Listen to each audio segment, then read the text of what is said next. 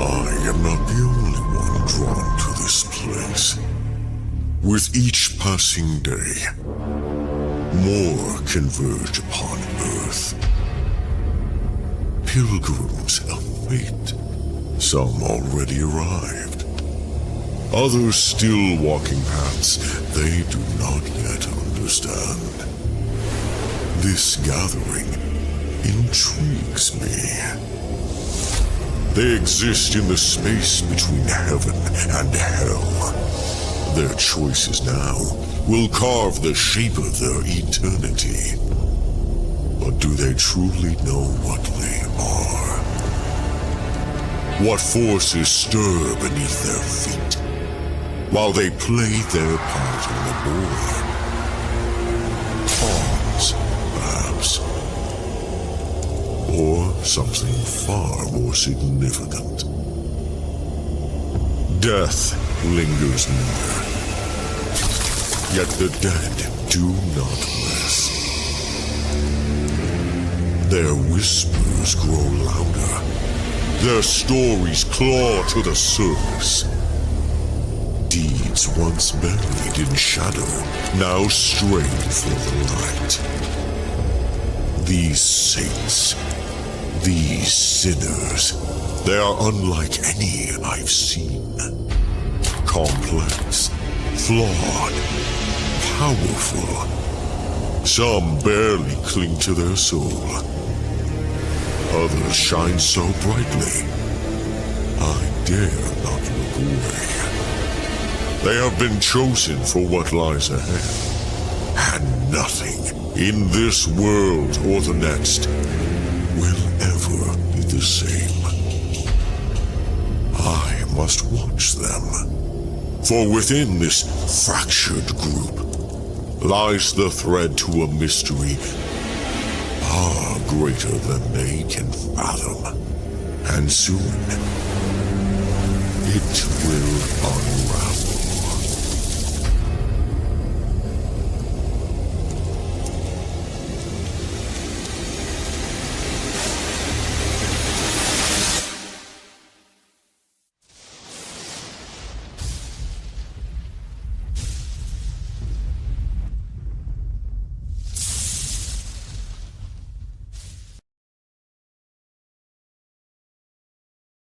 It's really ready to go.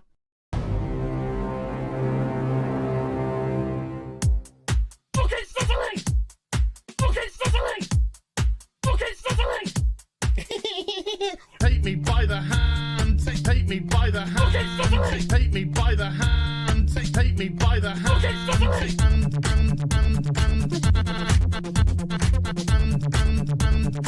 He, him, they, them. He, him, they, them. Some people just call me Fluffy.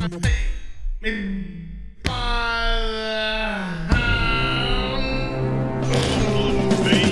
Ocean man, take me by the hand. Ocean man.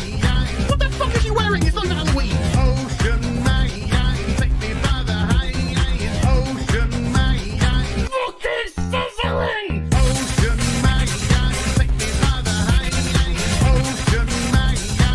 God, am I spending the cash? Ocean man, take me by the hand. Ocean man, oh my God, like that. Ocean man, take me by the hand. Ocean man, hey darling, you can smile more. Ocean man, take me by the hand. Ocean man, that's what we fucking do. Spark off! Take me by the hand. Ooh, Mr. Ocean Man. Ooh, take me by the hand. Ooh, Mr. Ocean Man. Yeah, she is all gangrenous. That's cute, you massive fucking soy cock. He, him, they, them. Superficial bollocks. He, him, they, them. Spider monkey fucker. Some people just call me Fluffy. Holy shit. Yard, yard, yard, yard. It's Captain Gay. Yes, of course it's Captain Gay. Yard, yard, yard, yard, yard, yard, yard. It's really ready to go. Here's some Hollywood horse bitch.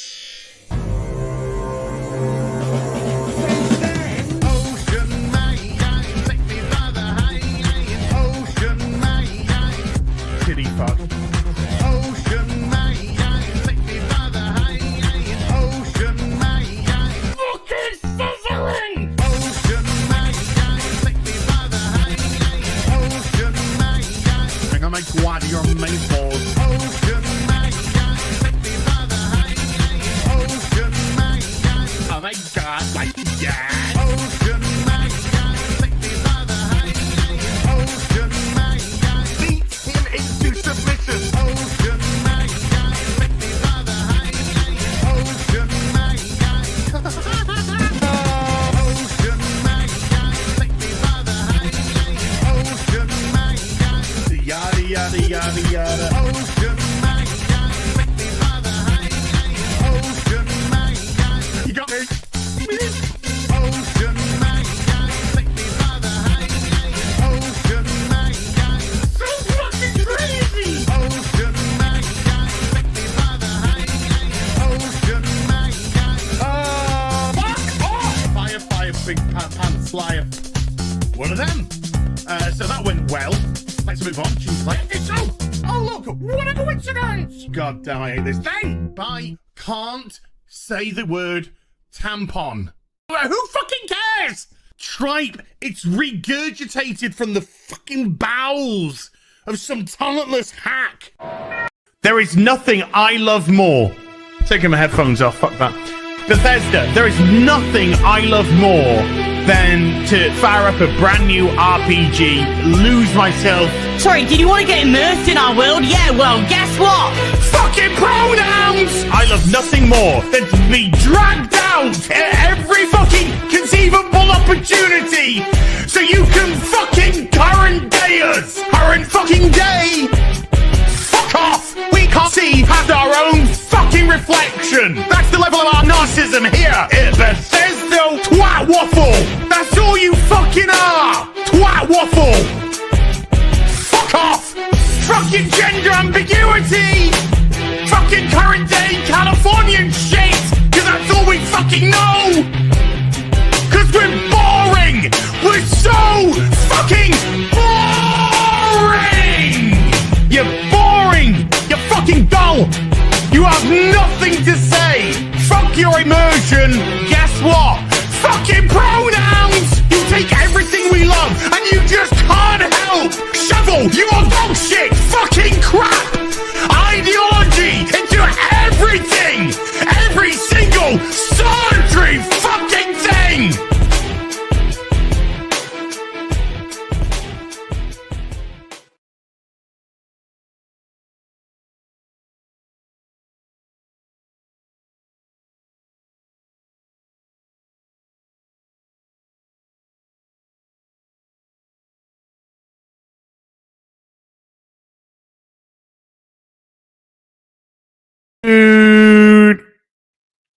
Good morning. It helps if I unmute the microphone. Good morning. Good afternoon. Good evening. Welcome to afternoon tea with Az. There are some things in life, folks, that you can predict, like clockwork. Number one, that a dumb celebrity with probably no connection to the real world anymore will decide, take it upon themselves, so to speak, that you need to know their position on everything going on in the world. Okay? When all the viewer wants to do is just for you to shut up and get on with your job. And you know, there's another certainty. Death, taxes, DSP demanding your money, Pedro Pascal being cast in every single solitary role in Hollywood, and one more. And that's when Doctor Who isn't propped up by another show, the ratings fall in their hundreds upon hundreds upon hundreds upon hundreds of thousands. Which is exactly what has happened this week. Now that the FA Cup is over, now that there's no Eurovision Song Contest, and Doctor Who last week got themselves a nice little bump. And when I say a nice little bump, was somewhere like the 14th lowest rating of all time. but we're now having to say that that's a bump in Doctor Who because the first 6 or 7 episodes were the lowest in. Well, Doctor Who, you'll be so surprised to hear, folks, dropped by 750,000 views this week. Posting the, let me just check, I want to get it right. 1, 2, 3. 4th lowest rating in the history of the show.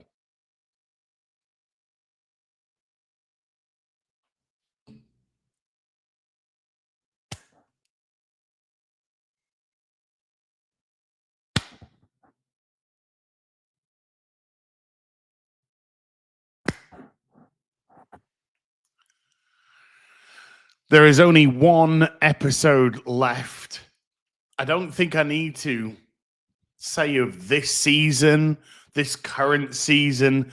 I think it's just safe to say now that there is 1 episode of Doctor Who left. Full stop, period, end of. Because unless the BBC, we'll go into this, but unless the BBC get funding from another source, because it looks without a certainty, without a doubt, no, not a certainty, a doubt, that Disney are not going to be funding any more of this shit.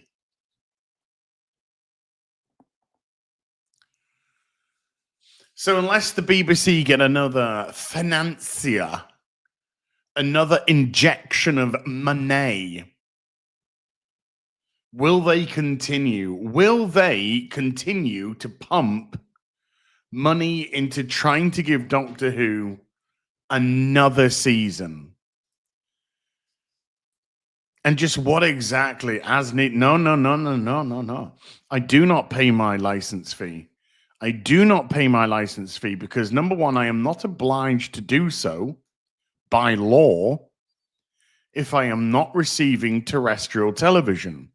I am not receiving terrestrial television. Therefore, I am not bound by any nebulous contract that the BBC wants to throw out there that requires you to have a TV license.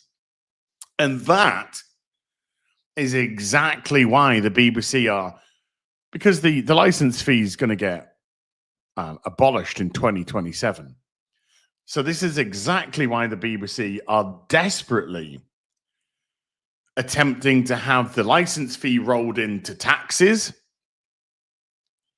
so that people are taxed to fund the BBC, which is an absolute disgrace.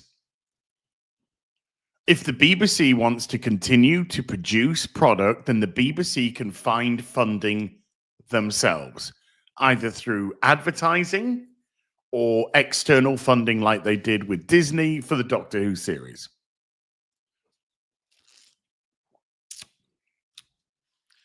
But if you think, if the UK thinks that we should be taxed to fund a propagandist wing of insane leftist freaks, then they can go fuck themselves up the ass.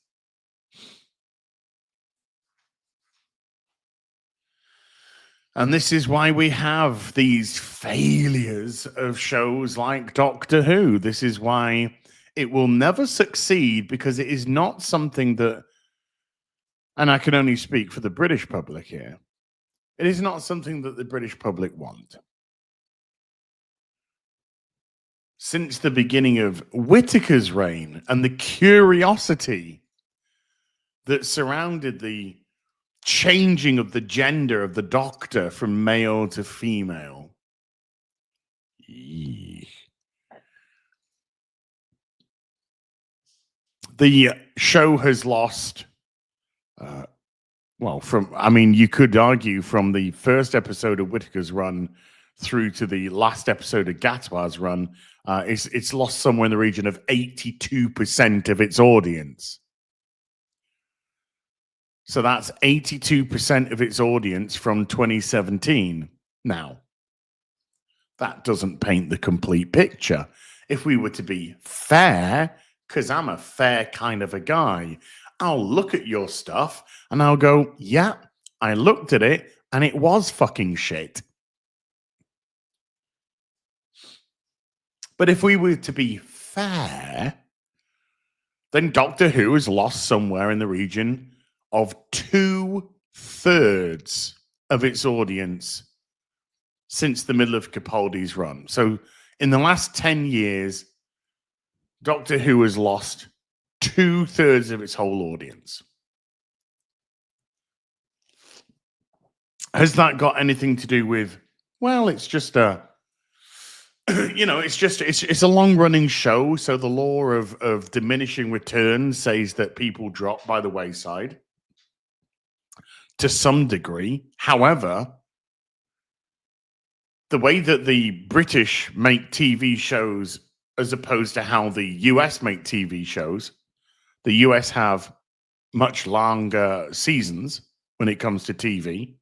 I mean, they've shrunk that a lot now, but Doctor Who is only 6 to 8 episodes, so 8 episodes a season. Once a year, with a Christmas special. So these things tend to pop ratings because they're not on for particularly long. Oh, hey, Doctor Who starting, or whatever show starting, 8 episodes, 6 episodes. Let's get it in. And then, I've got to wait now another year for another 6 or so episodes. Yeah, American television used to be 20, 22, 24, 26 episodes a season once upon a time. And I know that it was grueling, but even shows like Supernatural were still pumping out 20, 22 episode seasons. Well, it's why a lot of shows worked really well. Red Dwarf, Faulty Towers, Blackadder. All of the good stuff was simply 6 episodes. And which allowed the writers to focus on creating 6 very high quality young ones. Yeah, I mean, you name it. That was the classic. That was the classic BBC way, particularly with comedy.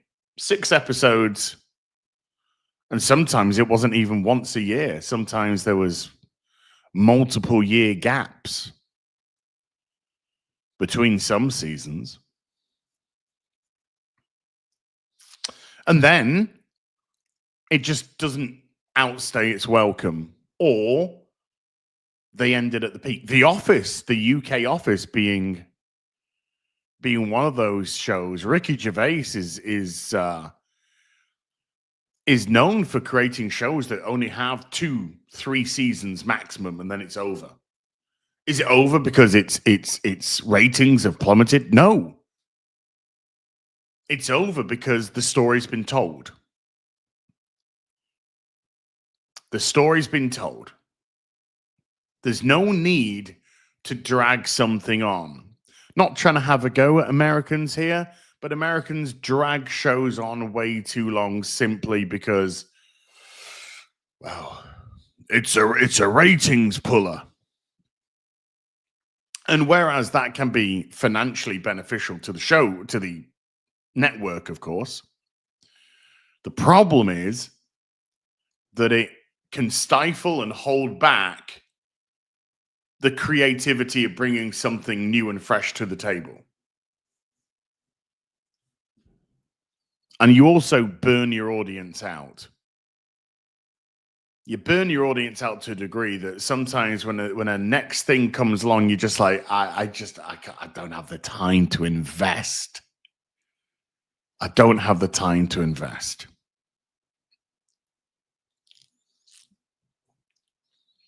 So when Doctor Who pops along with its 8 episodes, and it used to be 13, but it's been 8 for a while now. And there's a good reason why it's 8, is because they know they cannot sustain 13 episodes in the season. And by sustain, I mean get people to actually write something that they can film. It's not cost effective. It's not cost effective.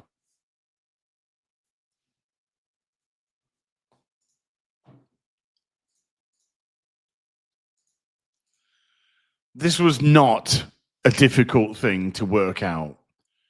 This was not a difficult rating to explain.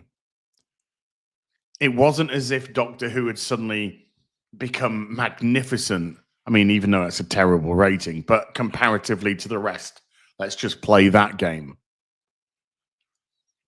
I mean, like I said, this was like the 14th lowest rating of all time, but you know, a jump of nearly a million people, nearly a million people from 1 week to another.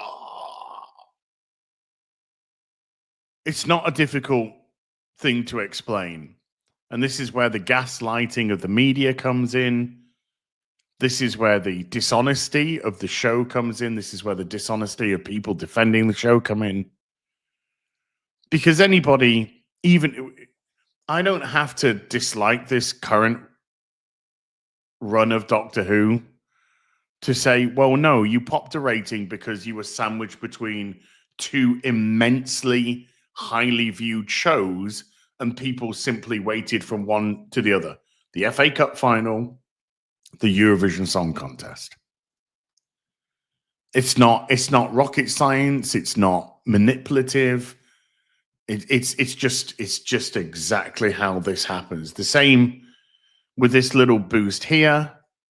This little boost here occurred not because the previous week was so good, people had to tune in to watch this. Again, even though this was the lowest rating of all time, and this at the time was the second lowest rating of all time. No, the reason why this had a little boost was because it was the FA Cup semi-final before this. And so again, Crystal Palace won. Yeah, boy. So people go and they leave their TVs on and they go celebrate, and then they come back and they turn them off later because the celebrate. These are not difficult things to work out. And so when you take out, when you just take out the sort of reason why, then it's easy to see why that would revert back to the lowest rating of all time the next week. And why here it would lose 750,000 people from 1 week to another. And 750,000 people when you're dealing in the realm of 2.5 million. So that's a substantial drop-off. It's a substantial drop-off because the 750,000 people, they weren't viewers, and they never were. There were people who left their TVs on because Crystal Palace won the FA Cup final 2025, beating Man City 1-0 in one of the biggest FA Cup upsets of all time, rivaling that of Wimbledon beating Liverpool in 1988 by the same score and also having a penalty set.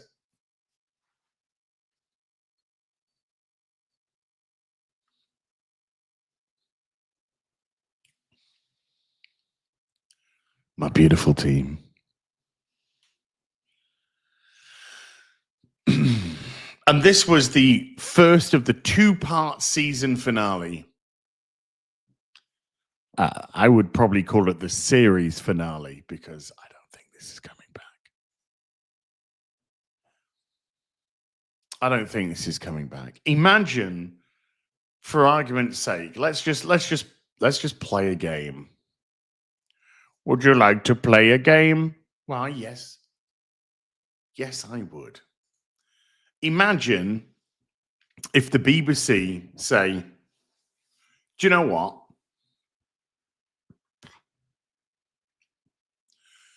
Even without the funding of Disney, we are going to revert back to using the license fee. I would say money accumulated from selling the show to other places, but nobody's buying this shit. Let's just use the license fee to fund another series of Doctor Who. Could you imagine the ratings then? I mean, I think we're somewhere near to how low they can go, but I think they can go a little bit lower. I think they can still hit the 1.2 million mark in terms of viewership if you continue down the path that you're going. But I think also that there's been so much trust eroded, not just in Doctor Who, not just in Russell T Davies, not just in the writing, but there's been so much trust eroded because the BBC is a far left political organization run by mentally ill fucking weirdos who support disgusting, controversial ways of life which do harm to women, children, and the BBC has for years defended and helped and sheltered pedos. Because that's what the BBC does. Because that's what far left people do. They're fucking pedo defenders. Oh, they're not pedos. Oh, they're minor attracted people, and it's okay. No. Fucking.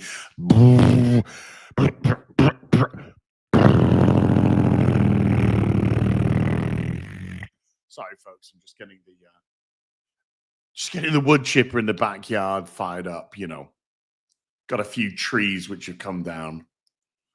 Got to feed the limbs of the trees into the wood chipper. You know.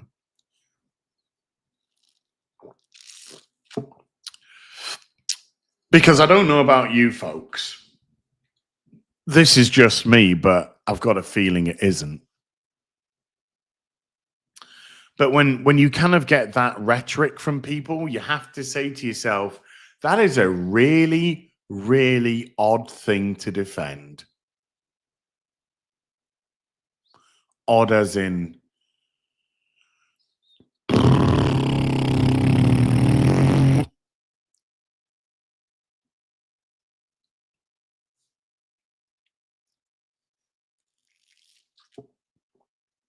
What would make you want to defend those types of people? What? Okay. Your nails look shiny. I need to clip them. They're just getting a little bit long. Need to. My head looks shiny. Look at that. I didn't bring my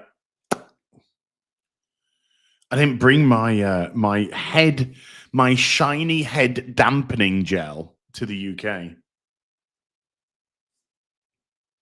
Well, not to the UK, out of the UK. Hey, Jordan, how you doing, sweetie pie? So, Doctor Who, 1 episode left. Why would I have wigs? Why would I have... Well, do you know, Vent? I did have wigs for skits. When I used to do skits, I did have some wigs for certain skits. But if you mean in terms of fucking hell noons.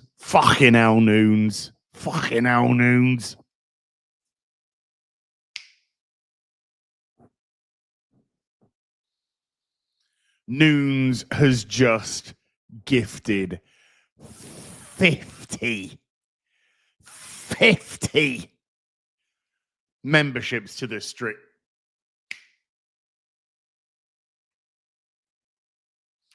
Thank you, my gorgeous Arabian princess. Oh, you absolutely get... You absolutely get one of those. Hey, maybe Noons is Chat's mum. And that's 50 gifted just to come back to bed, you know. Come back to bed. Come on. No, Noons, come on. You know I gotta work. You know Sunday's a busy day. You know I gotta.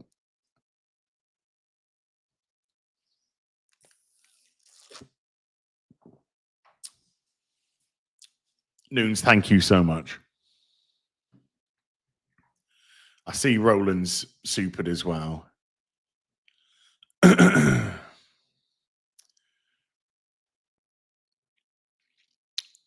Shall we see what Roland has to say? Shall we see the cope? Shall we see Roland's cope? Roland the Wretched with $50. 50. 50. Not 100. 50. Okay. I gave your 100 super chats to make up for the missed time. But if you want $100 every week, you have to give me something. Quid pro quo, Terrence. I give you things. You give me things. Not about this show, of course, but about you coming to Vegas. Quid pro quo. Hold on. While I'm doing that, I better do this. So it looks like I'm looming over his super chat. Vegas next year. Oh, I don't know.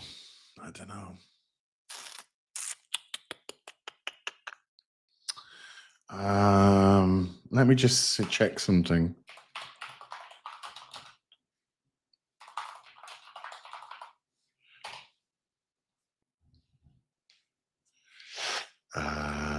Oh wow. Okay.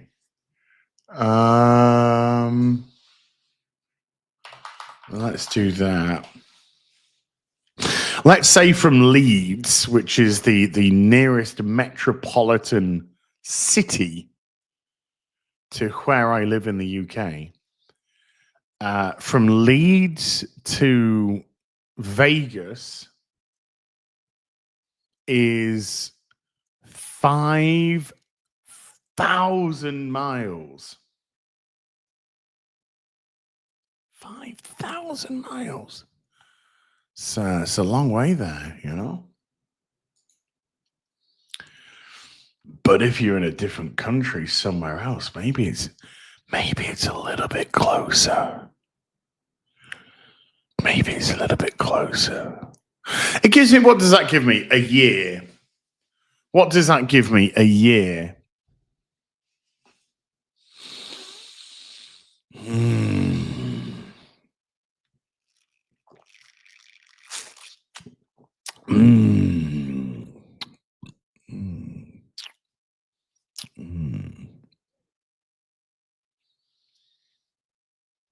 Maybe.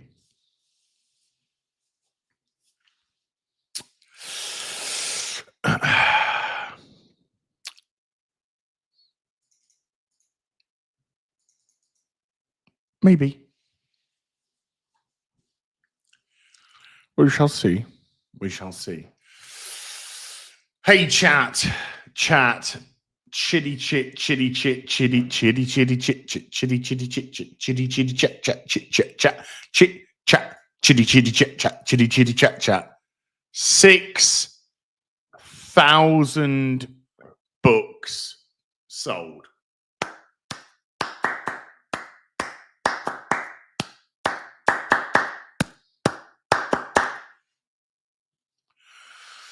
$6,000 books sold in just less than 2 weeks, 13 days. 13 days. There is still 54 days to go. And I know with every campaign, you can't keep momentum going for 54 days, but we can try. We can try. I'll be talking about Mission Impossible in a little bit, David. It's in the title of this stream. We'll get there. We will get there. So 6,000 books sold so far. We've done $210,000 in sales so far Mauler's cover is cover B. Mauler's cover is cover B. 2 seconds. Hold on. Let me bring up the covers for you. Come on. Come on. Come on. Here we go. Right, hold on.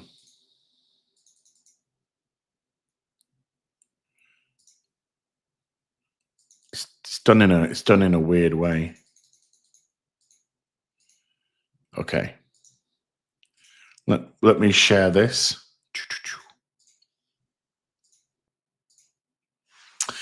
This is cover A. This is your boy's cover. This is my cover. So this is cover A. This is cover E, which is the joint cover.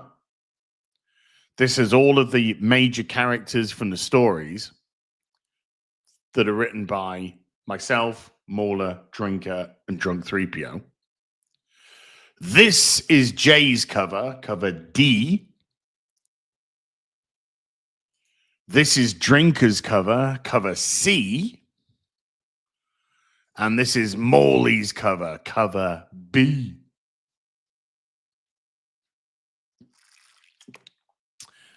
B for Bone God.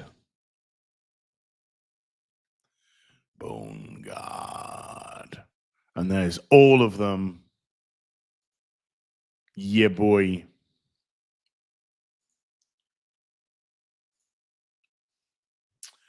So we have, let's go back. We have, let's just bring it back again. Let's bring it back again. Boom.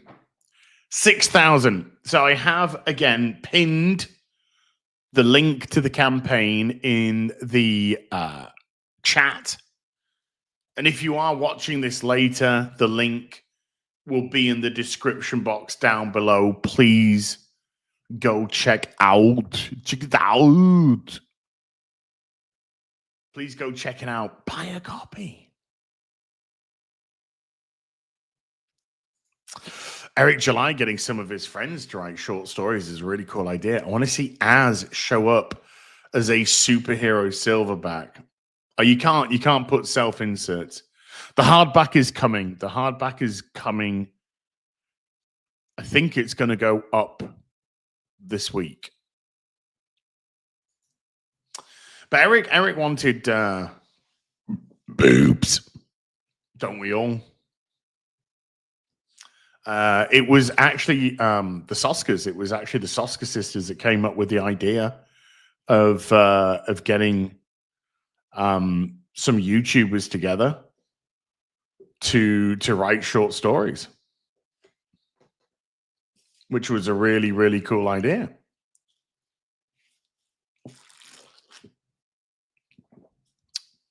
And it's kind of, you know, so far your response has been absolutely amazing. Absolutely amazing.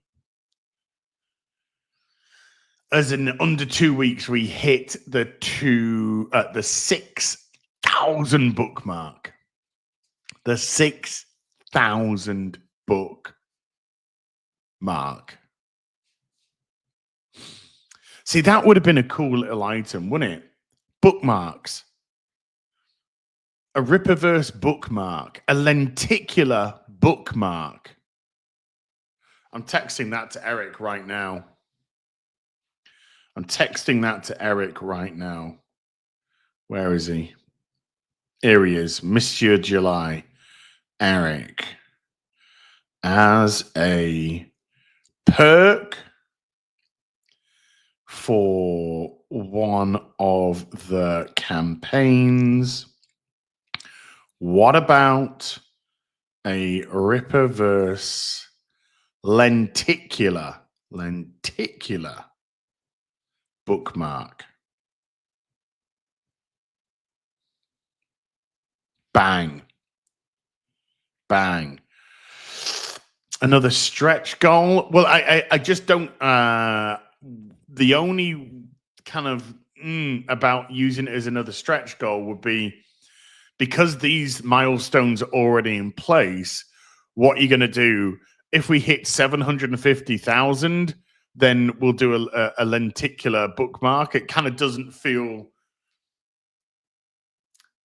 grandiose for that sort of target, but nothing to say that it can't go on to another campaign or another milestone on another campaign.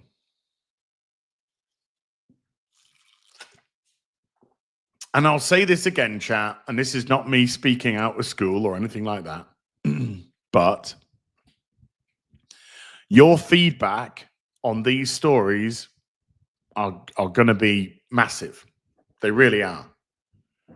Because if you guys love the stories from Jay, myself, Drinker, Mauler, obviously Drinker's a lot busier in the market than some of the others of us.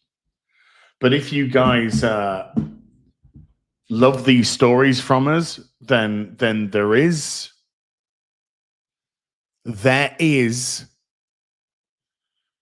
the potential for more. And I don't just mean a Saints and Sinners 2, because I think that's going to happen.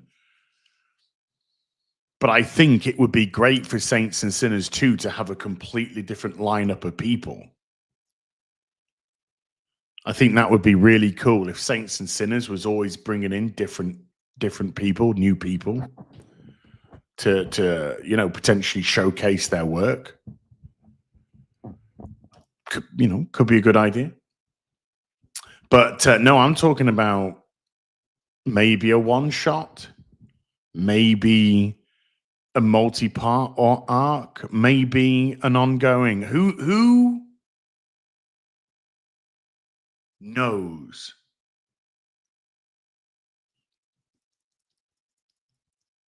Who knows? Just saying. Is this going to be the gayest Rippaverse book ever? I hope so. I mean, I'm in it, Mauler's in it, Drunk 3PO's in it, so of course, boobies. Here's just little snippets of some of the art. This is Will Conrad's art down here for Mauler's story. We got artwork from Jay's story here. This is Eric's, from Eric's. This is from Drinkers. And then we got from the Saskers with their big tuna story. And then we got little old me at the bottom here. Here's some artwork from my book, Chasing Ghosts. What is going on here? What is Ingrid Valdez riding? Well, that's the apex. That is the apex. That is Ingrid Valdez's brand new all-purpose.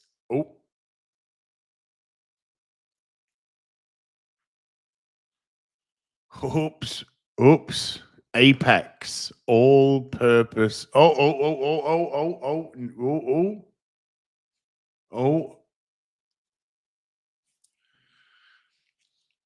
Her vehicle. So guys, thank you so much. Thank you so much to everybody who has contributed to the campaign so far. There's still 54 days to go. There's still 54 days to go. Oh, guys, we bumped it up to 614 just in that little chit chat.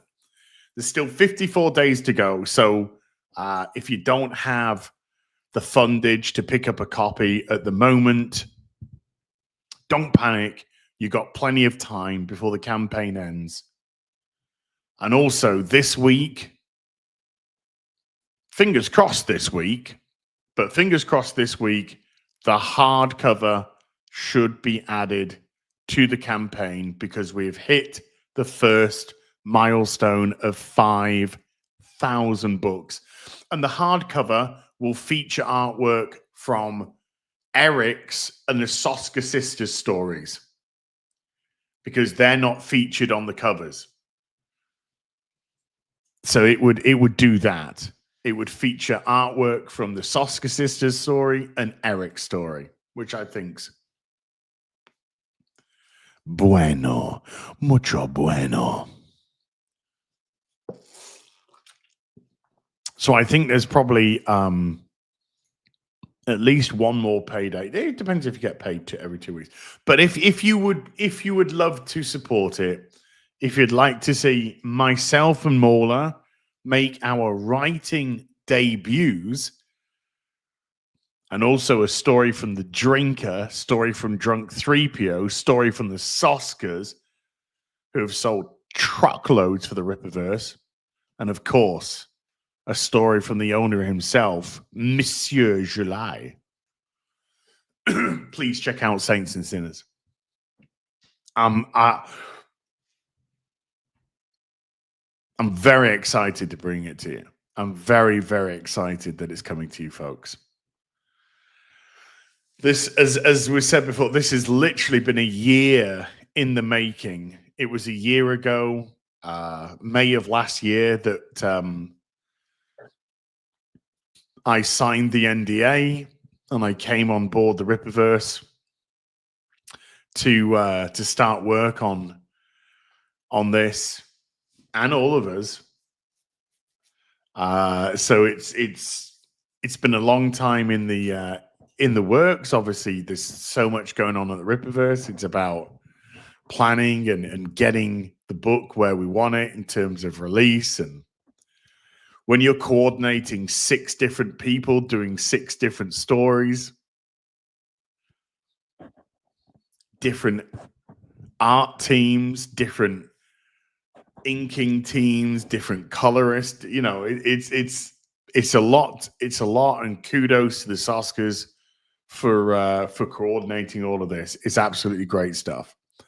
So it's been such an exciting process. You don't have to have read Alpha Core. It would help, obviously, just because you'll get a little bit more of an idea about Alpha Core and what went on.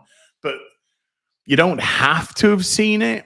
But there are definitely things in the story that if you've read Alpha Core, you're going to get, ooh, I can't say no more. I can't say no more. Can't say no more. But there's a reason why I don't want to explain my story past it's an Ingrid Valdez story. Because I just want you guys to read it. I'm really excited for you guys to read it. I'm really excited to hear your feedback.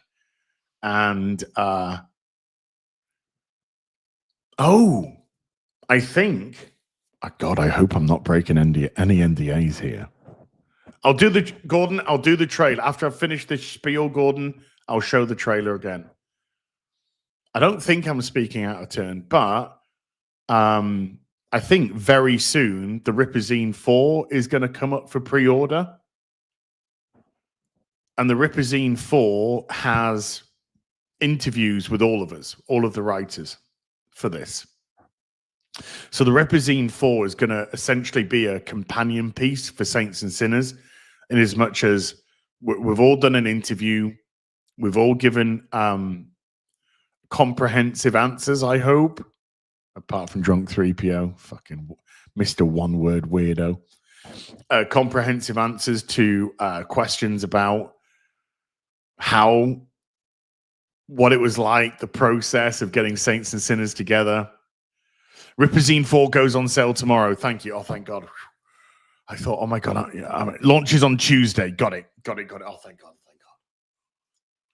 I thought, I was like, I don't think I'm breaking an NDA here. But yeah, the Ripazine 4 has, it's got an original story, I think, from the Soskas in it. And it's got interviews with all of us. So it's going to be a nice companion piece for Saints and Sinners. So if you kind of want all of the Saints and Sinners stuff, pick up the Ripper zine to get the interviews. Oh, Manic Pixie Mauler's story is looking. Oh, I don't know all of it. I know a good chunk of something which I can't say because. But Morley showed me some concept art for it, and I'm very, very excited to read Bone Guard. Literally on a personal level, very excited. I've bought. I mean, I'm sure that I'll get a couple of copies of Saints and Sinners because I got a story in there. But I purchased it. I want it all, just purely for myself.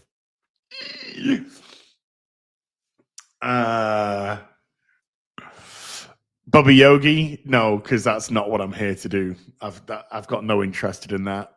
You'll just have to Google or go somewhere else for that, I'm afraid, dude. But that's not what I'm here for.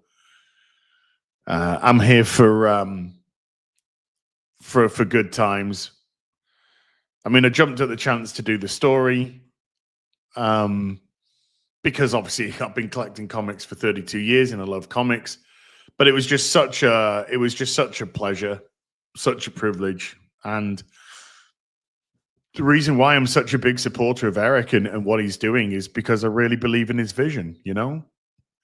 I really believe in his vision as a creator. I love what he's done with the Rippaverse. I love the characters. I love the world. I love the ideas that he's putting together. And to have somebody enter the comic sphere and do stuff which people have said it's impossible to do. You can't create new characters anymore. Nobody's interested in new characters anymore. Bang. He's blown that one out the window. Nobody wants to buy black characters or characters from different backgrounds. Bang. He's blown that one out the window. It's like people are open to a lot of ideas, but they just don't want people to do things that's partisan to their own stuff, you know, their own politics, their own way of life, so to speak. They just want to entertain. Eric just wants to entertain. That's what he wants to do. Just wants to entertain. Put books out which people like. Put books out which with characters that have got pathways to go down, stories to tell.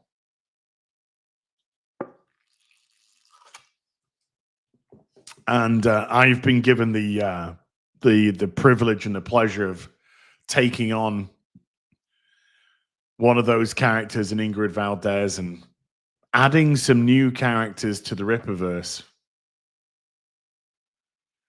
in a story that I really hope that you'll enjoy. It's challenging. You got 15 pages to put out a story, a comprehensive story that makes sense and kind of has a path, and it was challenging, particularly when it's your first outing. But I guess when you're given such a limited amount of space to work with, then it really helps you tighten up your story. It really helps you tighten up your story, and yeah, I'm just very excited, folks. So I'll move on now, but before I do, I will play the trailer for you again. The link, if you want to support the campaign, is pinned in the chat at the top, and if you're watching this back later after it's not live anymore, the link to the campaign is in the description box down below. So thank you very much indeed, and let's have another look-see-poo. I am not the only one drawn to this place. With each passing day, more converge upon Earth. Pilgrims of fate. Some already arrived. Others still walking paths they do not yet understand. This gathering intrigues me. They exist in the space between heaven and hell. Their choices now will carve the shape of their eternity. But do they truly know what they are? What forces stir beneath their feet while they play their part on the board? Pawns, perhaps. Or something far more significant. Death lingers near. Yet the dead do not rest. Their whispers grow louder. Their stories claw to the surface. Deeds once buried in shadow now stray for the light. These saints, these sinners, they are unlike any I've seen. Complex, flawed, powerful. Some barely cling to their soul. Others shine so brightly, I dare not look away. They have been chosen for what lies ahead, and nothing in this world or the next will ever be the same. I must watch them, for within this fractured group lies the thread to a mystery far greater than they can fathom, and soon it will unravel.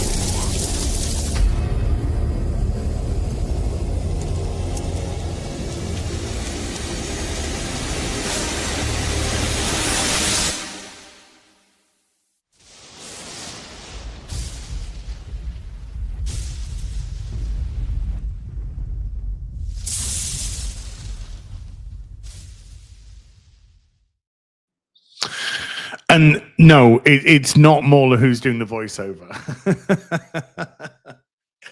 Every time that trailer's been played, I see people post, "Oh, this is Mauler, right? This is Mauler doing the voiceover." No, this is not Mauler doing the voiceover. I'm sure Mauler could do some great voiceovers, but yeah, that was not Mauler. That was somebody else. That was somebody else doing something else. Got to keep my thirst levels up. Randy Pitchford. Let's have a quick chat about Randy Pitchford, shall we?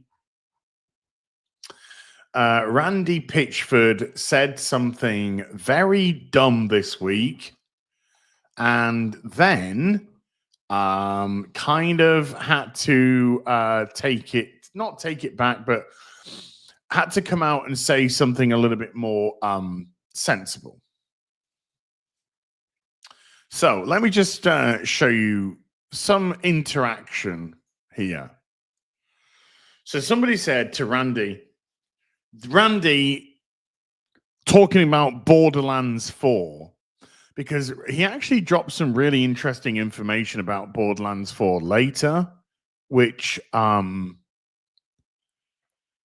was Gearbox, I'd be very concerned. But anyway.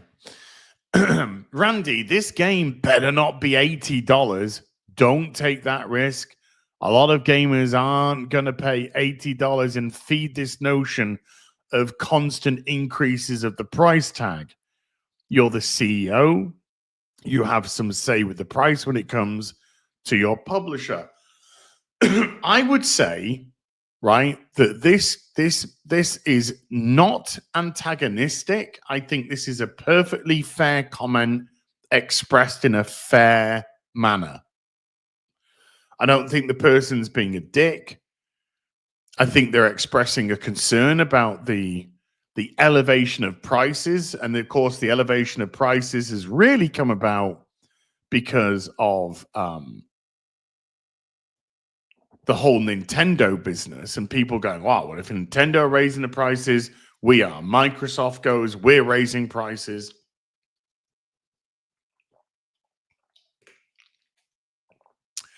There's already speculation that Grand Theft Auto 6 is going to be $100 plus.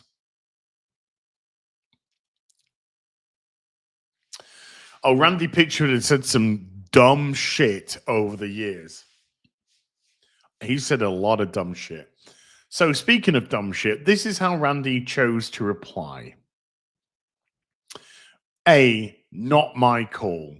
B, if you're a real fan, you'll find a way to make it happen. My local game store had Starflight for Sega Genesis for $80 in 1991. When I was just out of high school working minimum wage at an ice cream parlor in Prismo Beach, and I found a way to make it happen. Well, obviously back in 1991, because I have a very similar story to this. Back in 1991, video games were a lot more niche. A lot more niche. Hence one of the reasons, by the way, why they had such a hefty price tag. And of course, it was something so new, so different that, I myself wanted to purchase Street Fighter 2 on the Mega Drive, aka Sega Genesis, back in the day. Similar kind of time frame ish, and that was £60 in the UK. £60 in what, 1992, 1993? 60 quid. That's a lot of money. That was a whole lot of money. And if you equate that to today, £60 today would be somewhere in the region of £113. So for a video game, a lot of money, particularly when you go back into those days. And I wasn't getting paid a lot of money at all. I was getting paid about £1.80 an hour when I was 18. There was no minimum wage in those days, so you could get highly exploited. Highly exploited. So I wasn't making a lot of money, but I was living at home. I was paying nominal rent. I was paying rent, but I was paying like £20 a week, I think it was. Or no, £40 a month, I think. £40 a month, I think my mum charged me. And so when you don't have the responsibilities of other stuff, I was able to put one of my paychecks towards it, because I would go to work, I'd come home, and I'd be fed. You know, my mum would feed me. And you know, the money in those days was simply for frivolous activities, shall we say. So I was able to do that. But that was an exceedingly big rarity. Exceedingly big rarity. Nowadays, of course, the video game industry is the biggest industry out there. It's bigger than Hollywood to the factor of 3 times. We play video games on our mobile phones. Never mind the fact that we have powerhouse PCs, we have powerhouse game consoles, which, by the way, are now no longer the driving force. It used to be the consoles would be the driving forces and the PCs would be catching up. Now it's the other way around. PCs are the driving force and consoles are falling way behind.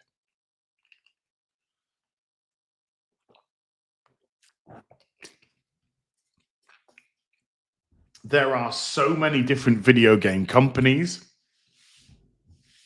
There are so many different consoles.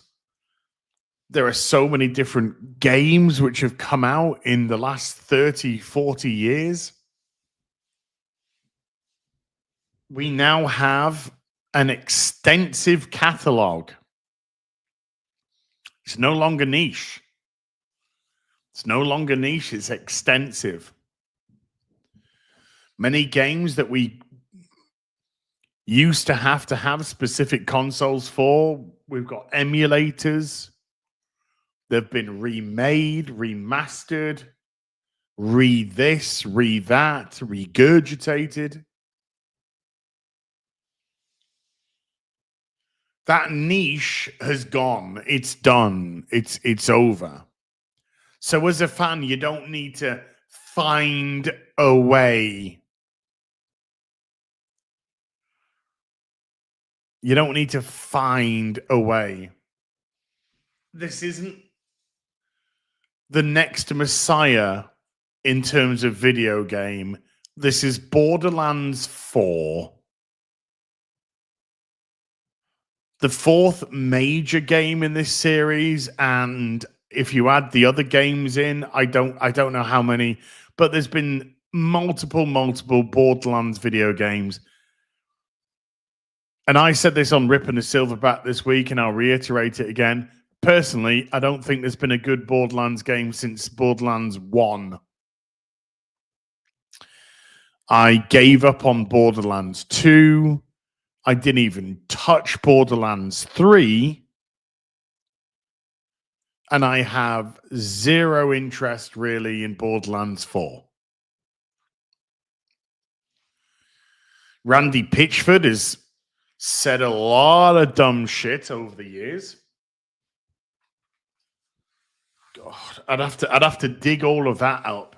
But he said plenty of dumb crap over the years to make me think that Randy Pitchford is a bit of a bellend.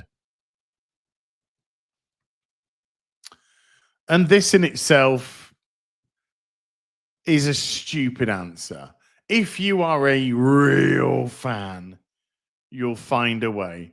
Well, again, I just want to show you something else, folks. Borderlands was taken to the cinema, remember? They made the movie. They made the movie where they decided that the characters in the film should in no way represent the characters from the video game, which is always a great start. Kate Blanchett playing a character that's 20 fucking years younger than she is. Kevin Hart playing a character that's about 1.5 feet taller than he is. Jamie Lee Curtis playing a character which, you know, is just some of the worst casting in terms of how those characters are represented. Did I see the film? God, no. Who did see the film? Fucking nobody. It did $33 million at the cinema. 33 million. And that's not domestically, which is a laughable in itself. That's worldwide. Worldwide. Only look at, jeez. Look at that. Look how quickly this movie died. Just died. It came out dead.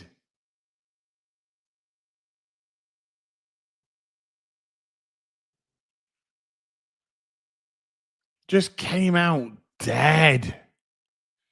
Gave up after 28 days.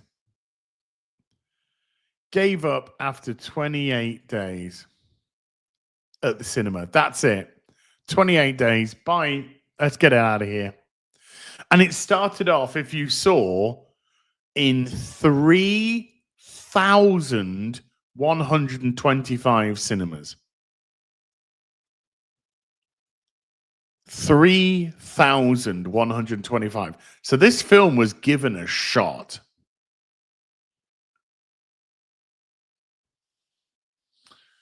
But as $33 million is a lot of money, I mean, 33 million. If somebody knocked on my door now and said, "Hey, Az, would you like $33 million?" I would say, "What do I have to do?" Nothing.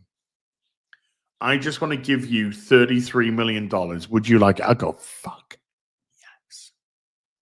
Yes. I would love that. Thank you very much.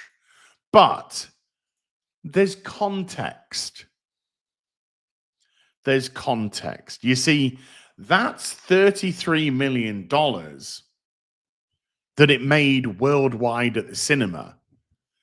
To get it to the cinema, they had to make the film the film, hire the actors, hire the directors, hire the crew, hire the producers, hire the writers, hire the coordinators. But so to get it to the cinema, it had a budget of $145 million, including marketing. So, in other words, for this film to make its money back, just to break even, it needed to make $260 million. Minimum. $260 million to break even. It made $33 million. The film lost in the region of $95 million.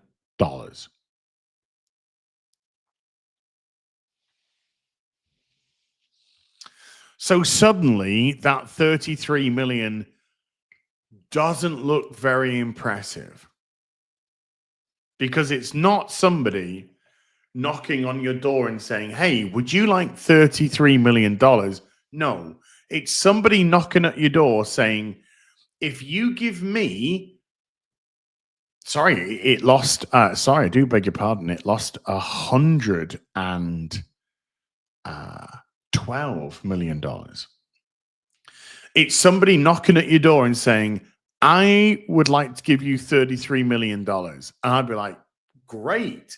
What do you want from me in return?" And they go, $145 million.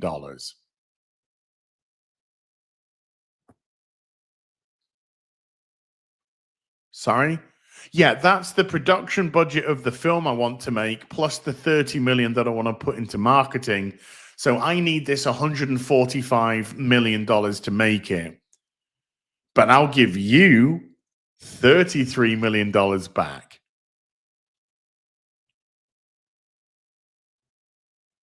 Fuck off, mate.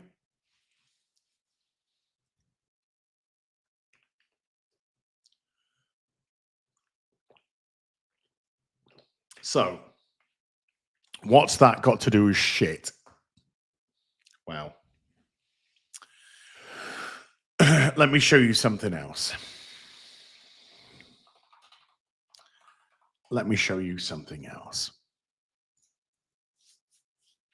You see, there is another film at the cinemas right now. Okay? Now, this film is winding down. 100%. It's winding down. You know, it's had its peak, but here's another movie that's at the cinemas right now. It's called a Minecraft movie. Have I seen this movie? God, no. God, no. Thank you. No, no interest. And the Minecraft movie has made $934,282,805 at the cinema. worldwide. Now, if you take off the 900 million part, then you've got what the fucking Borderlands movie made worldwide. Now, what's the difference between, or what's the similarity between these two films? They're both films based on video games. One is a very popular video game franchise that's been around for years, that has eventually found its way to the cinema, and it did $934 million at the box office. The other one is another video game franchise which has been around for a similar amount of years to Minecraft the movie, but nobody gives a fuck about it. Because one is a franchise that actually has an audience, and the other is a franchise that really doesn't. Because Borderlands 1, when it came out, was exceedingly well received. It was a great game. It was really well done. It had a really good style. It had a good quirky humor to it, good gunplay, shitloads of different guns. You could find all kinds of fun. The second one was pretty much just more of the same, and it got a little bit old, a little bit quick. And I distinctly remember that the third game was not well received at all. Which now brings us on to Randy Pitchford explaining what he just said stupidly a little bit better. However, he also says something in this, which if I was an employee at Gearbox, I would be shitting my pants. See, Andy says, game budgets are increasing. There's tariffs for the retail packaging. Oh, hold on. Let's get back up. Sorry. So Randy says, it's an interesting time, right? We've got a competitive marketplace. Yes, you do. We want people to buy it, so we've got the resources to make more. The people that make those choices want to sell as many units as possible. Yes, they do. And they want to be careful about people who are price sensitive. We want everyone who buys and plays a Gearbox game to feel certain they got the better end of the bargain. Now, that's a lot better expressed than, if you are a real fan, you'll find a way. It's as if somebody else wrote this for him. Anyway, never mind. Game budgets are increasing, he continues. There are tariffs for the retail packaging. It's getting gnarly out there. Here's what he says, folks. Borderlands 4 has more than twice the development budget of Borderlands 3. And Borderlands 3 was a failure comparative to Borderlands 1.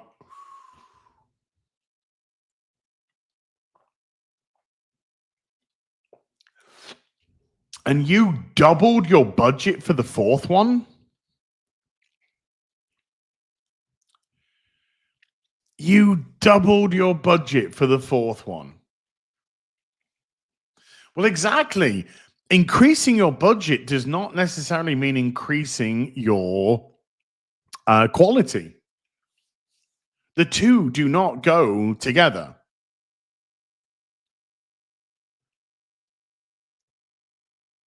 And it looks like the Borderlands franchise has got plenty of fatigue. It doesn't look like people are into it certainly in the terms of a huge fan following that they think they have, because nobody turned up to the cinema. It's not as if it did Minecraft numbers. It's not as if it did 600 million. It's not as if it made a profit. It made a colossal loss.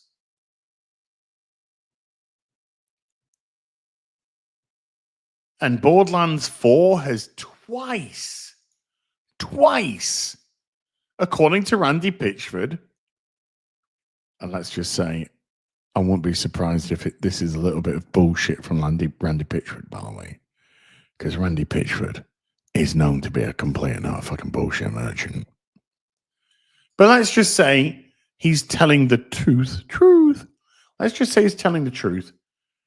Twice the development budget of Borderlands 3.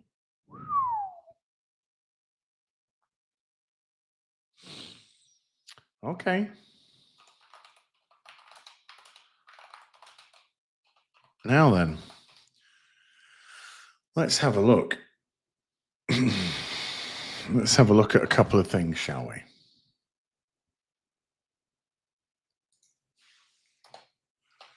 Let me just get a couple of things.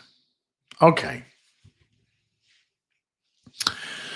The first Borderlands game has sold 87 million units.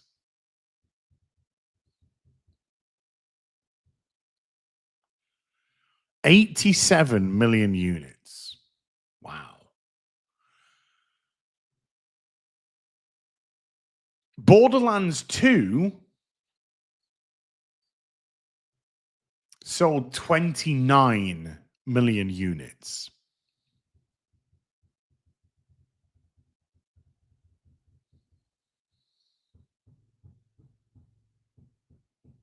Borderlands 3 sold 20 million units.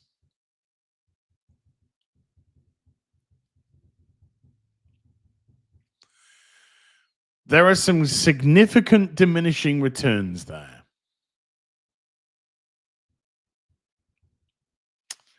Some significant diminishing returns. Now, a lot of the criticism of Borderlands 3 was indeed the story. The gameplay's been pretty much good for the most part. But a lot of the criticism for Borderlands 3 was the story. Well, good news, everybody, because the person who wrote Borderlands 3 is also writing Borderlands 4. So if you didn't like the third, there's a very good chance that you're not going to like the story in the fourth.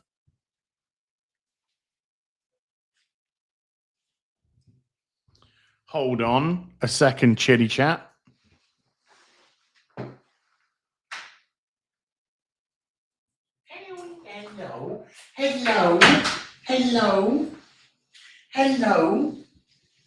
Hello.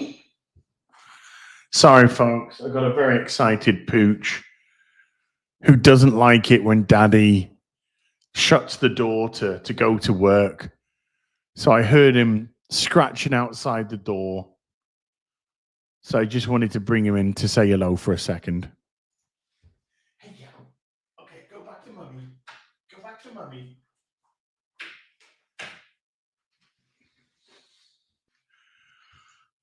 Okay, Pup's gone back to Mum. Chat's mum doesn't want the dog shown off on stream because you know why. It's a little doggy. Who knows if he could get accosted somewhere. You never know. So, well, you know, at the moment, Doggo's just chilling off stream. Thought you were so excited you were going to say I'm off for a poo. I'm off for a poo.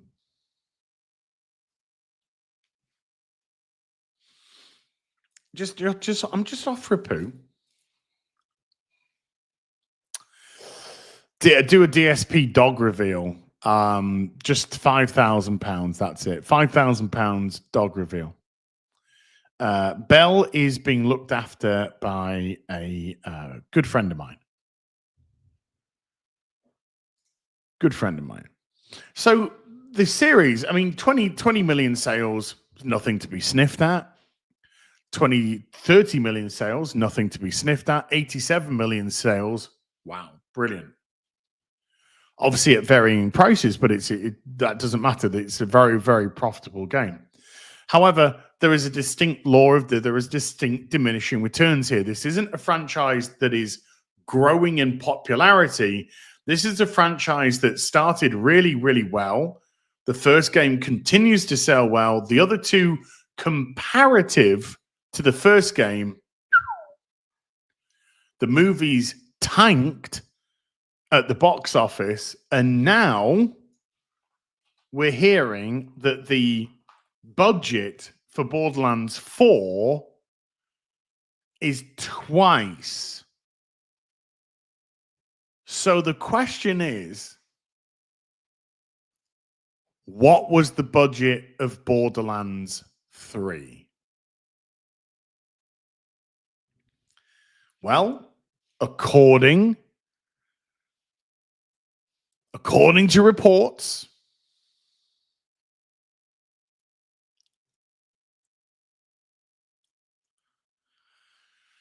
the budget of Borderlands 3 was in the region of $140 million. So I think it's safe to say that the budget for Borderlands 4 is most likely around $250 to $300 million, according to Randy Pitchford. That is a lot of money.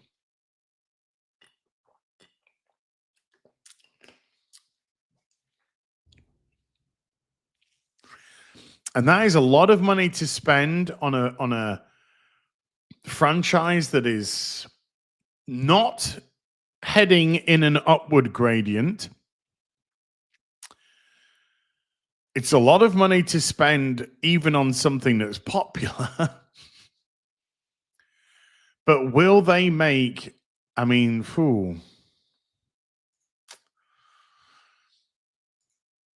it'll be interesting to see how Borderlands 4 sells, because if people don't like the story again, it could be another turkey. Another turkey.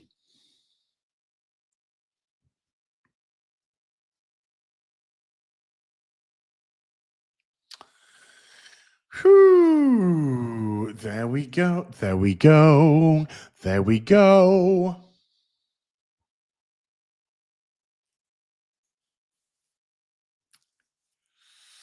Okay.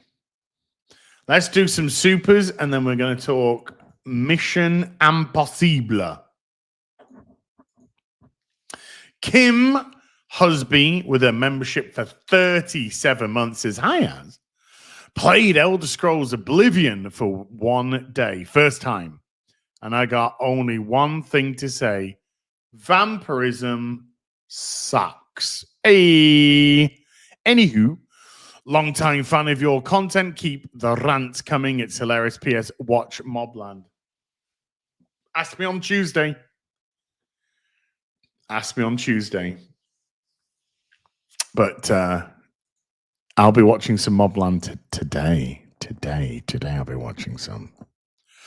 As is Wonky Eyebrow has been a member for 35 months. 35 months. As is Wonky Eyebrow, thank you. Dawnbreaker with his $5 says, Ohana means give your sister up to CPS and F off for college.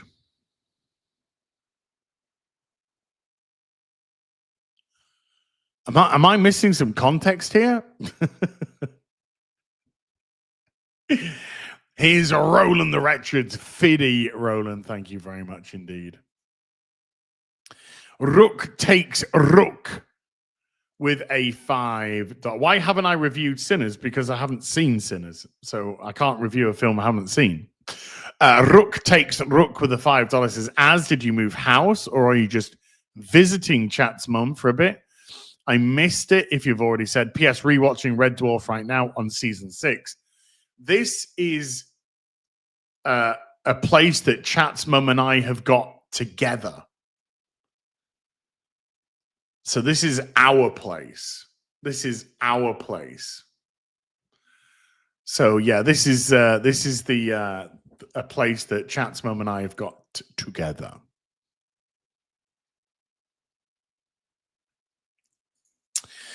The Raven and the Writing Desk has been a member for 21 months. Thank you. David Smart with a $2 says Mission Impossible was an ambitious film, but flawed. We'll get to it. We'll get to it. Dio Brando with a £5 says Crystal Palace and Newcastle United both won a cup. We're both happy then. Very. Newcastle won the League Cup, their first silverware in goodness knows how long. Crystal Palace won the prestigious Football Association Cup, the Big Cup, our first major trophy in the history of the club.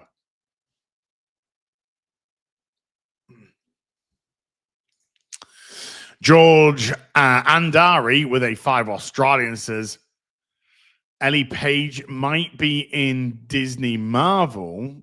Is that maybe Ellen Page? I don't know. So we can call their pronouns M, she, he, you. But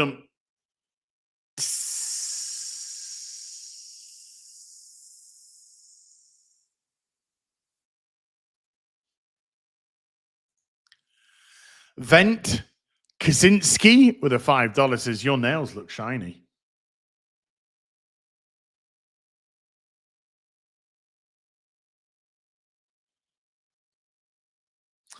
This was Noons gifting the 50 memberships to the stream.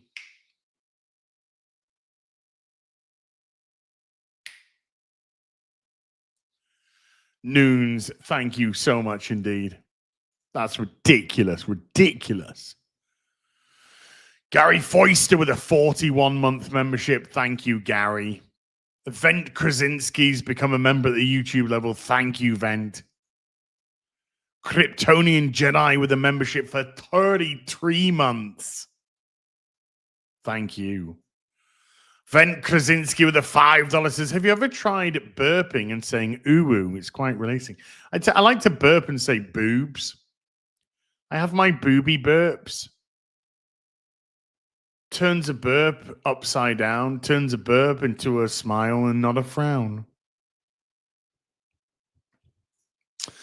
Brendan Lucas with a £20 says, Rani gives the power of wishing to the racist podcaster, not because she's a racist, it's because she combined incredulity and doubt from the population in the racist's ideal world, destroys reality, bringing back Omega.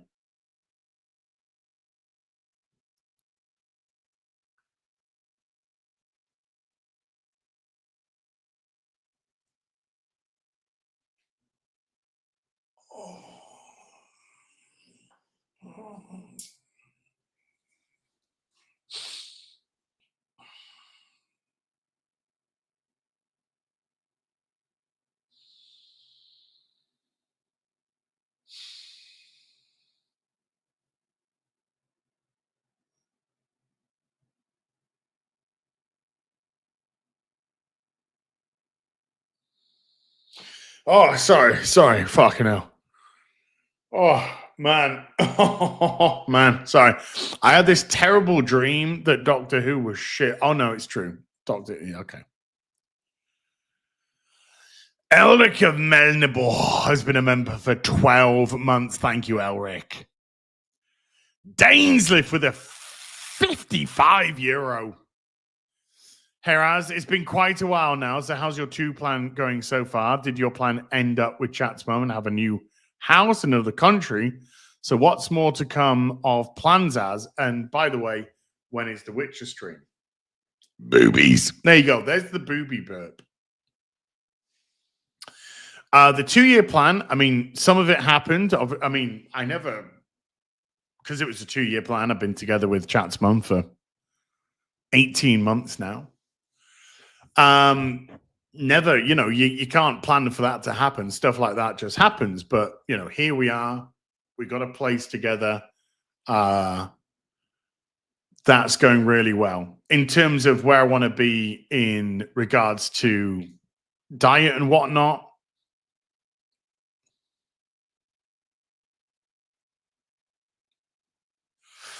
that has not panned out how I've wanted it.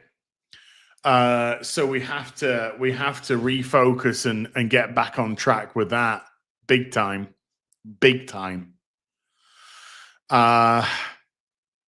So that's definitely a work in progress.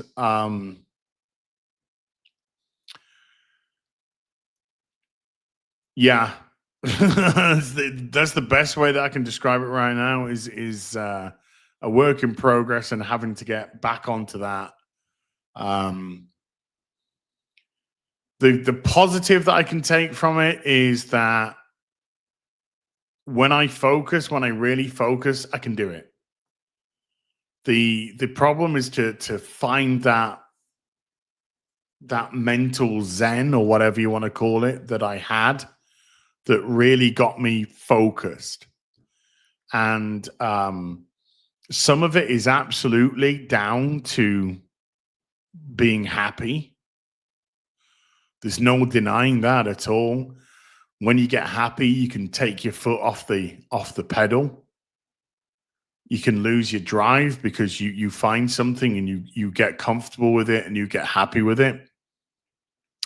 In the same breath, that's not an excuse, and I gotta refocus. I gotta get seriously back on that. And the problem for me that I'm having at the moment is finding that mental discipline. So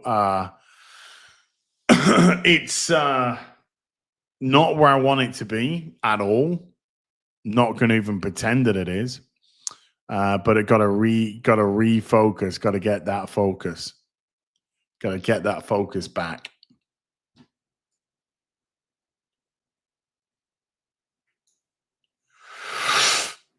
What's happened there? Brendan Lucas with a £10 says, following on from my earlier super chat, because they are either gay and or disabled, there are a group of people able to see through the racist ideal society and they start a revolution again. Dude, this cannot be real. This cannot be real. Brendan, dude, this cannot be real.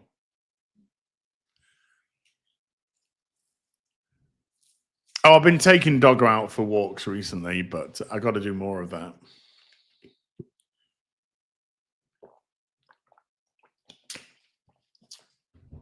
I wish it was as simple as that, though. Brendan, I'm going to have to watch Disprew's review now. And by the way, I love watching Disprew's videos. I just hate Doctor Who. But I just got to listen. I got to watch Disprew's video about this now. Holy shit. Desaroma with a $10 says, if you are already in the States, it should not be that far to make it to Vegas and Orlando. Even if you're not in the States, you would attend if you loved us. Did the guilt trip work, huh? No, chat, I look, I definitely want to do meetups.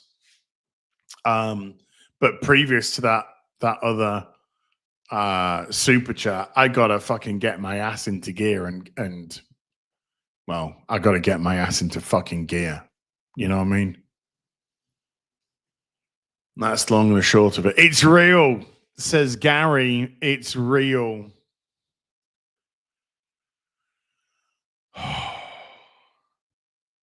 Boobs. All right. Okay. The world's super racist. Okay. Gotcha. Kriggy has been a member for 38 months. Kriggy, thank you. Mr. Gruland has been a member for 44 months. Says Tainted Grail is out. Version 1.0. You're playing again. I have installed it, Mr. Gruland. I installed it yesterday. I'm thinking tomorrow. Tomorrow, I might do a Tainted Grail stream and let's see what it's like. Let's see what it's like. When I did my initial, how long ago was it that I did my Tainted Grail stream? Let me have a look. Tainted. That was November 2023. So it's been a year and a half since then. There was things that I did like about that game. So in a year and a half, there should be some good changes. Yeah, I'm thinking about giving it a shot tomorrow. We'll see. We'll see how that one works out, Mr. Gruland. Des Roma with a $5 says, P.S. This book nerd girl would totally buy a bookmark. I think Omega coming back. No. Just leave him alone. Oh my God, the whole real BBC's in the chat. There's Molly. The whole of the real BBC's in the chat. Hey, Gary. Oh, just need X-Ray Girl now. Oh, X-Ray Girl. Hey, Mauler, we've gone past 6,000 books sold. 6,000 books sold. Boosh. Thankfully, Gary, it's just a hideous fanfic from a broken man. So there we go. But I think a because they've had the standard bookmarks, you know. I think a nice lenticular bookmark would be a nice selling item. Thank you for that, Boba Yogi, but like I said, not my thing. I'm not into that nonsense. You'll have to find that elsewhere. MJ UK 84 has been a member for 34 months. His afternoon has. Back for the week, visiting family while up in Scotland. I get to actually enjoy an actual afternoon tea with you. Hope North Korea's treating you well. Yeah, I mean, surprisingly, yeah. I mean, I'm not allowed to leave, but it's a comfortable cell. Dio Brando with a £5 says, that one-word weirdo bullshit built the schools in Haiti, taught orphans to read and write, and transported fuel through a war zone. He doesn't brag about it. I know. If only he could speak properly. He would have the whole package. Come on, dude. We've got to bust Jay's balls. If we don't bust Jay's balls, his ego goes. You gotta keep it in check. Dubby Nanas with a $10 says, "Az, are you going to check out Tainted Grail Fall of Avalon? It's like I'm playing an Elder Scrolls game for the first time again, but way darker in theme and more gritty and mature." Okay, there's two. I installed it again last night. I reinstalled it last night, and the plan was tomorrow to give it a shot because I'd love to continue to play Oblivion, but if any of you saw the last Oblivion stream, it only lasted 40 minutes because the game crashed 8 fucking times. 8 fucking times in 40 minutes, and I'd had enough. I can't play a game that broken. Which is a shame because it's a wonderful, wonderful, wonderful game. And it looks beautiful in the remaster, but so I guess tomorrow we're going to be playing Tainted Grail. Logan Johnson with a $20 says, I've only played the first game and honestly, it was pretty mid. At this point, I'm only buying games if the price is actually worth it. Fuck Randy Pitchford and especially Nintendo for opening Pandora's box with this bullshit. You don't have to give them much. You don't have to give them much.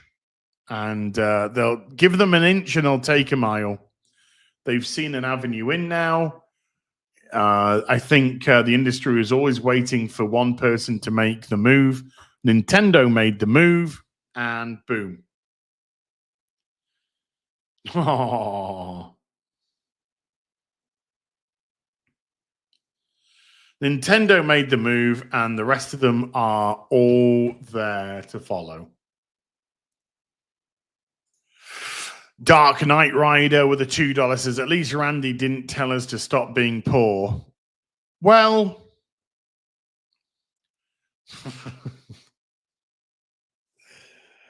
look, the thing about what Randy Pitchford said, when Randy Pitchford said, if you're a true fan, you'll buy it. All that shows is that there is a colossal disconnect with people like Randy Pitchford and their audience. And I think that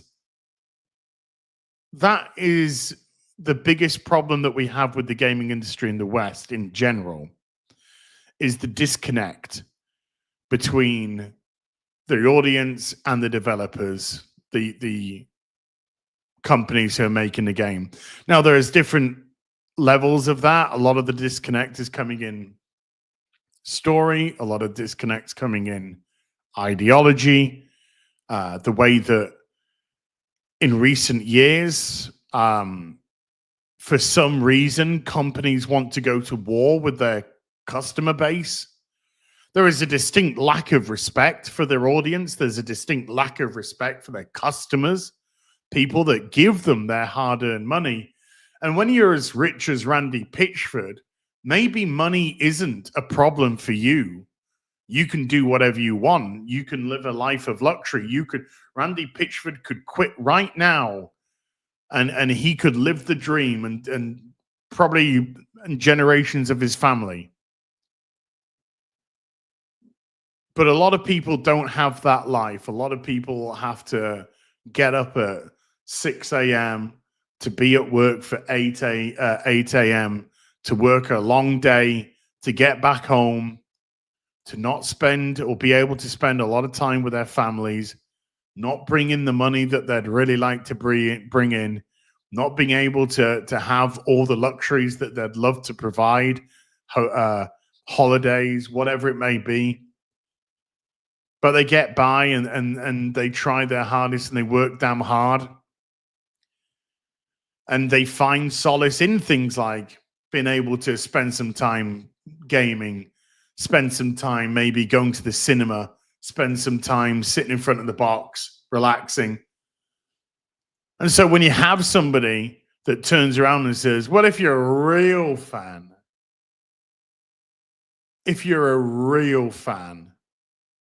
then you'll find the money. It's such a disconnect. Such a disconnect from reality. And it's just so disrespectful as well. And that other comment that we read, the comment that came out afterwards was clearly written by somebody else.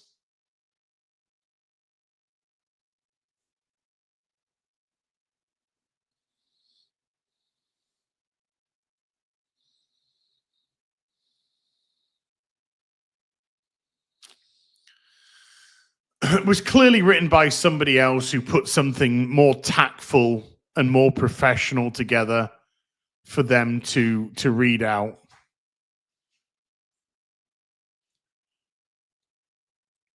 But clearly he has no connection. He has no understanding, no connection to the regular person anymore. Nor do I think, because this is a pattern with Randy. Randy says a lot of dumb fucking shit.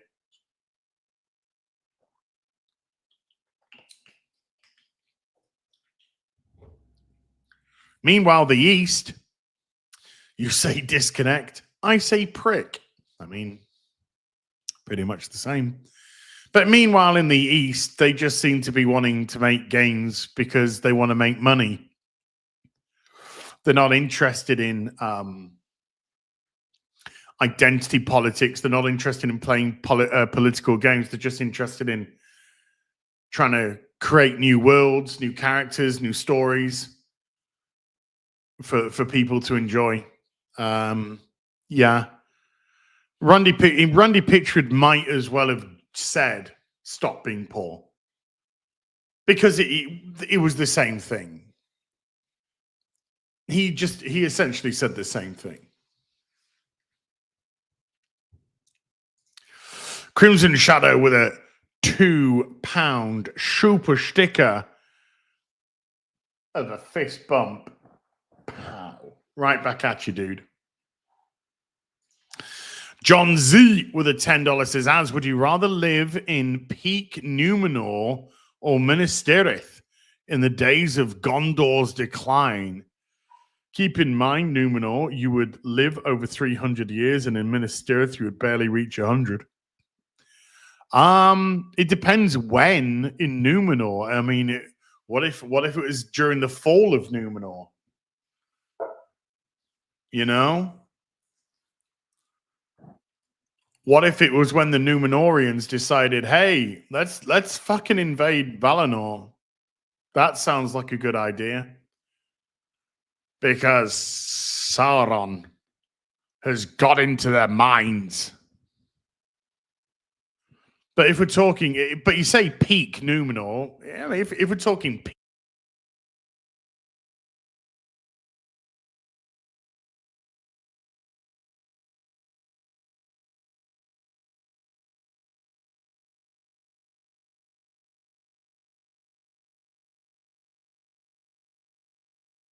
Sorry.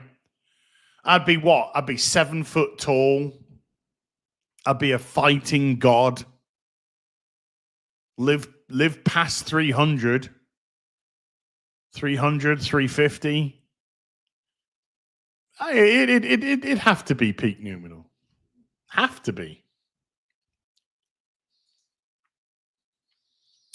Brendan Lucas with a £10 says, it's all real. I'm making it sound good. The Doctor is in a heteronormative marriage with his companion. And every time he says something gay, people look at him funny. And then they call the... Oh, my God.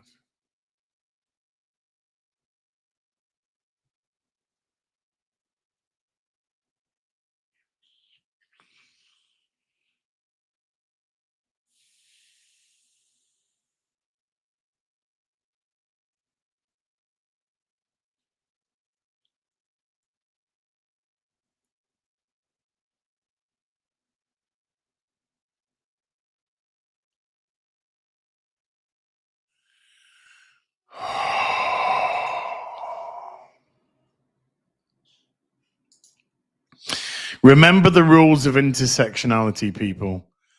There must always be a victim. Well, they must always be the victims. I hope I'm one of the people looking at the Doctor funny. That's all I can say. Brett Lifers with a $20 says, as I'm throwing down the gauntlet. Tomorrow is leg day for me. For accountability's sake, will you go to? Yes. Yes, Brett, I will.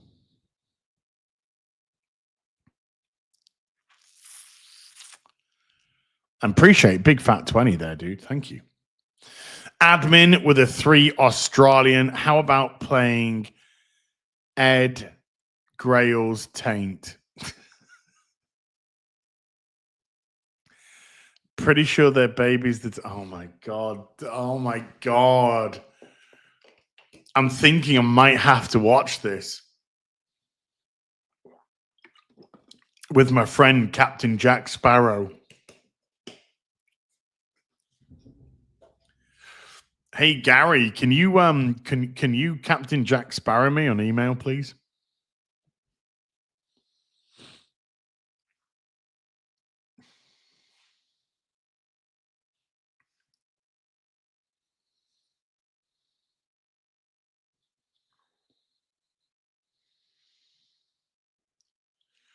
Could you Captain Jack Sparrow me the episode, buddy?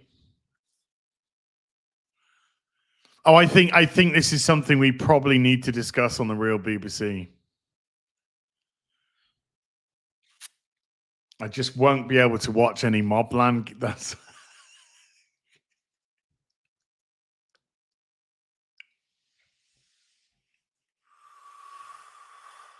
holy.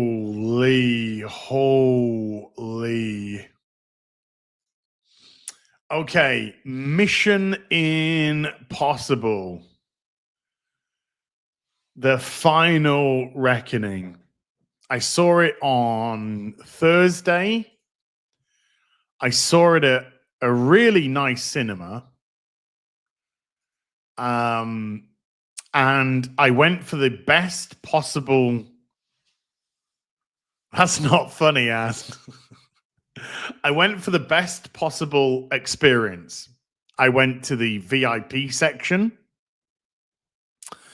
with the most comfortable of seats. The seats were amazing, great recliner seats, but more importantly, exceedingly comfortable. This cinema, you could order food.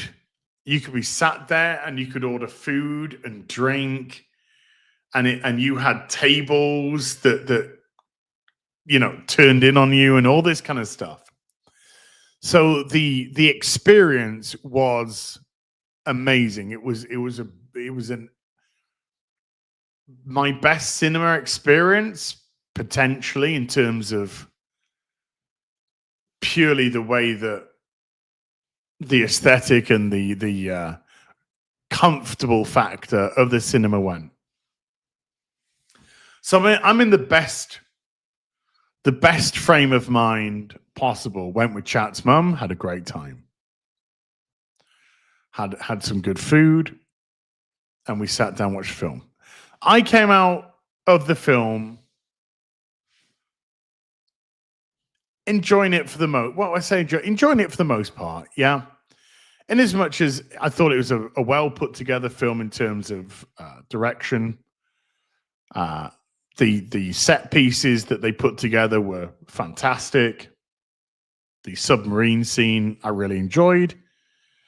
The doink, the air scene, the flight, I'm trying not to give stuff away in case people haven't seen it and they want to see it. But let's just say the set pieces were good. Characters good. Do like the characters. Is it my favorite Mission Impossible film? No. There are better Mission Impossible films out there.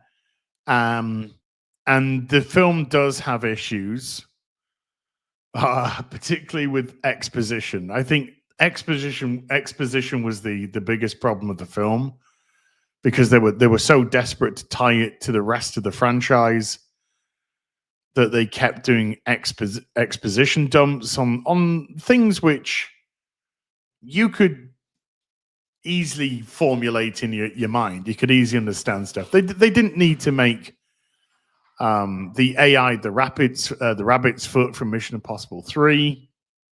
They didn't need to do that.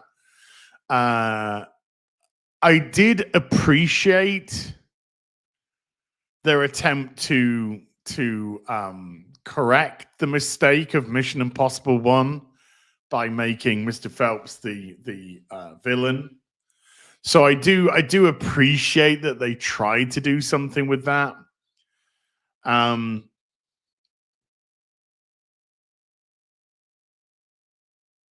But I do think this film's gonna struggle. It's gonna struggle. It's very long, and even though I did enjoy it, I'm a big lover of Dead Reckoning Part 1. I did think that I really enjoyed that film. Unashamedly, really enjoyed that film. I don't think it's as good as that. Tom Cruise is the man. And I did like the film. There are a lot of elements of the film that I did like, but is this the way that the franchise ends? I would say I hope not. I hope that in a couple of 3 years time, if he's allowed to, Tom comes out and says, "Do you know what? We're going to do another Mission Impossible." But I didn't dislike it. I didn't find it obnoxious at all. I thought it had a lot of ideas. Some of them worked, some of them didn't work. But even the ones that didn't work, I was using my suspension of disbelief, because you got to use your suspension of disbelief. Come on, these are films, for goodness sake. You got to use your suspension of disbelief to some proportion. But I do think that this is going to struggle. I know Gary thinks this is the worst film. No. Mission Impossible 2 is still clearly the worst fucking Mission Impossible film. By a mile. By a long shot. And no matter how many based lines about women there may be in there, it's not going to change my mind about that.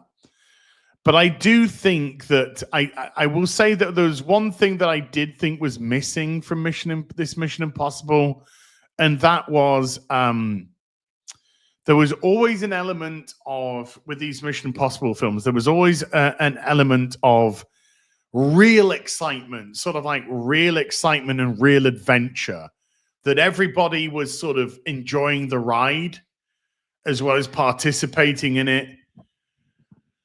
This one, I just think, got a little too serious. And I know that it's because everything's at stake. The world's at stake. Nuclear war's at stake. Blah, blah, blah. I know that it was all of that kind of business. And we've seen the world's coming to an end a gazillion times. Tom Cruise did it well, though. But there just seemed to be a bit of joy that was lacking. And I wish that joy was back again. They have the cast is so good and the film's so long. I was a little disappointed that other characters weren't utilized more. Paris was underutilized. Benji was underutilized. The guy that they brought into the team, I can't even remember his name. The guy that they brought into the team from the previous Mission Impossible, they didn't do anything really with him. He was kind of like just there, just existing. And I wish they'd kind of made his decision to switch sides from being the CIA agent or whatever to becoming a member of the team. I wish they'd made that decision a lot more meaningful for what he did. I just need to nip off to the loo. I'm going to leave you with a little bit of a song, and then we're going to just go into how it's looking like it's going to perform at the cinema, and it's not looking good. So I'll be BRB. It's really ready to go.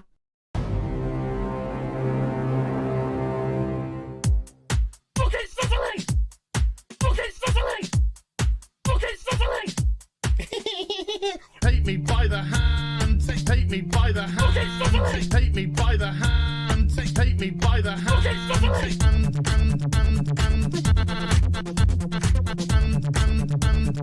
He, him, they, them. He, him, they, them. Some people just call me Fluffy.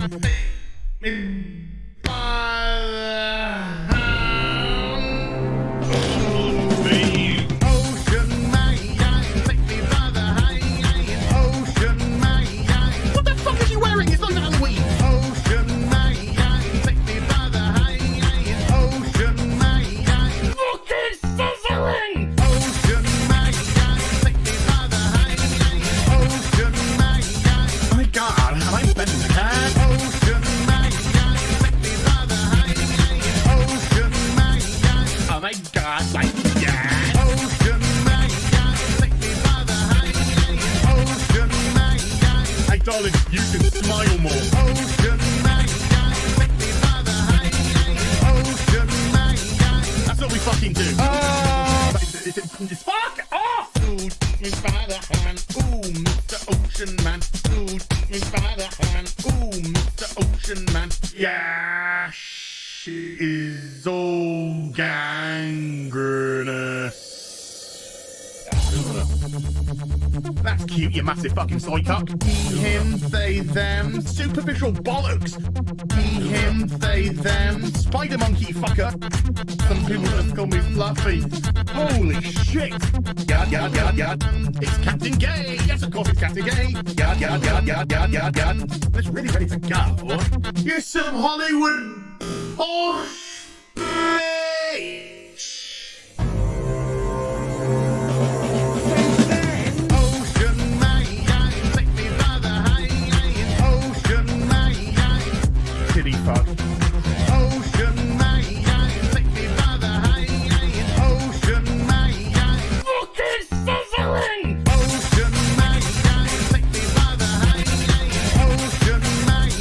I'm gonna make one of your main balls. Ocean man, take me by the hand.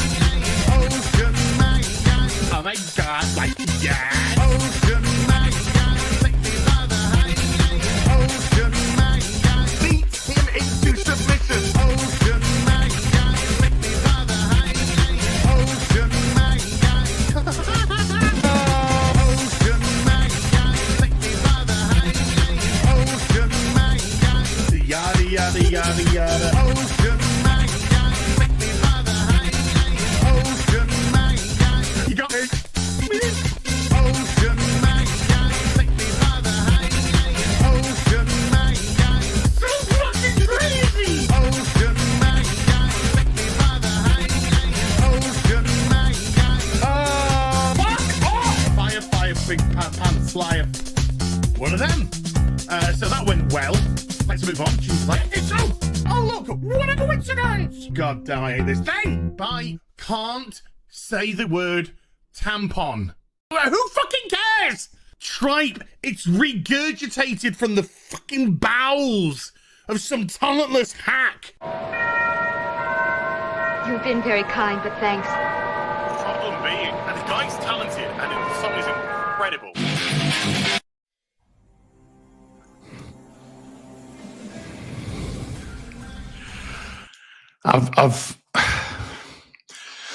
I've knocked the green screen down. Hold on. I've knocked the green screen down. Come on. Up you come. Up you come. Right. Aye, aye, aye.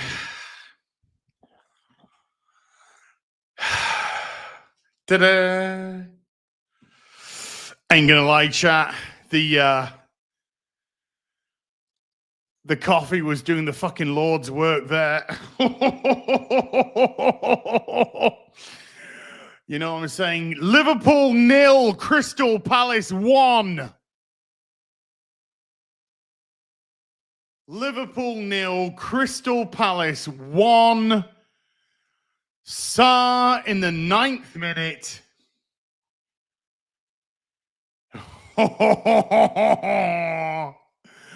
Are Crystal Palace gonna end the season on a massive high? They are breathing down the neck of Bournemouth and Fulham to end in the top half of the table. I know everybody's interested. If Palace win, will you finally watch Mobland? No, I'm only joking. Ask me on Tuesday how Palace, not how Palace, how I'm doing with Mobland. Ask me on Tuesday. Whoa. So yeah, with Mission Impossible, I'd give it 6.5 out of 10. I love Tom Cruise. I love his attitude. He is absolutely the last movie star.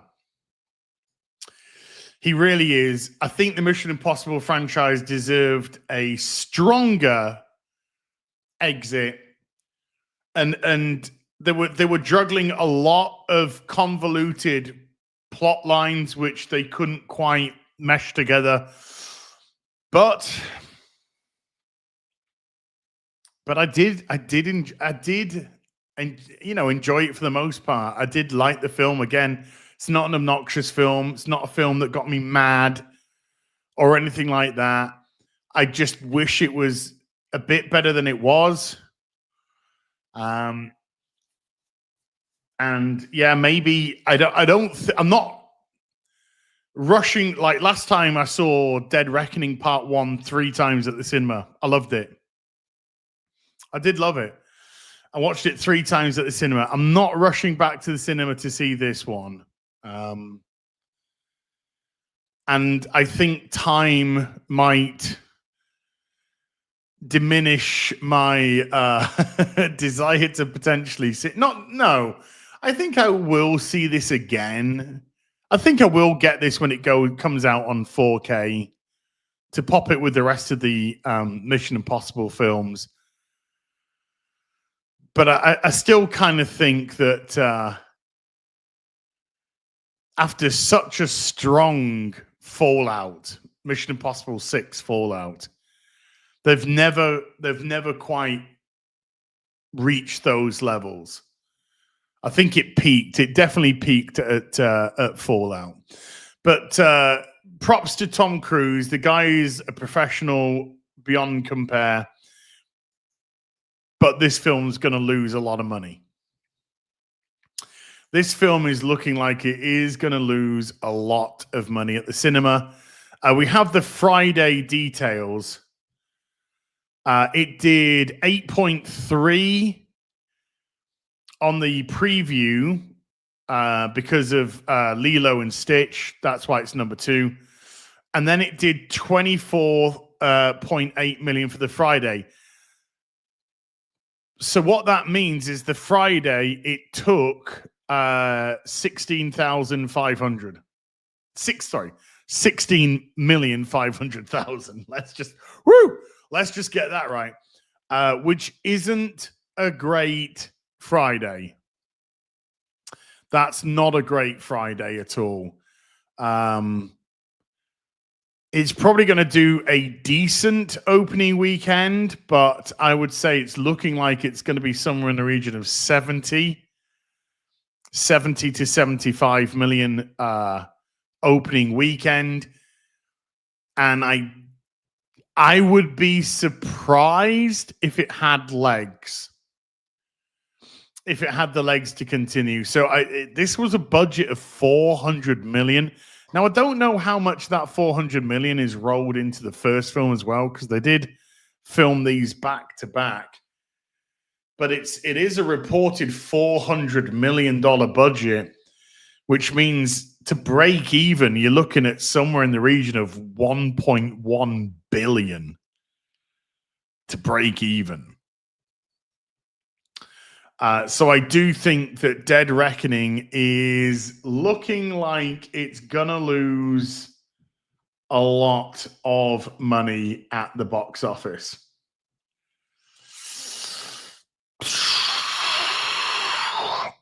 We'll see exactly how much, but it's not. Yeah, but there again, look, any film that has a $400 million budget is unless that film is the coming of Christ, the movie, and I mean that figuratively, not literally. Unless that movie is the coming of Christ, the movie, unless it's just not going to stand a chance. You can't give a movie a chance with a $400 million budget. You can't. Your $400 million budget is the type of budget you put when you're returning a beloved franchise to the screen that hasn't seen a movie in God knows how long, and people are still interested in that franchise. Not movie number 8 in a long-running series. Yes, that series has lasted nearly 3 decades, but yeah, it's just not giving itself an opportunity. It's just not giving itself an opportunity to make money. Dead Reckoning Part 1 lost money. This movie is going to lose more money than that. God bless Tom Cruise. My only criticism of Tom Cruise is you have to keep your budgets in check. Mission Impossible 1 is right up there with the best Mission Impossible movies. And comparative to today, I'd be interested to see Mission Impossible 1996 budget. So the budget was 80 million back then. So let's do inflation calculator. Inflation calculator. Douche. 2 secs. Inflation calculator. Get rid of you. So go away. No. Okay, here we go. So 80 million.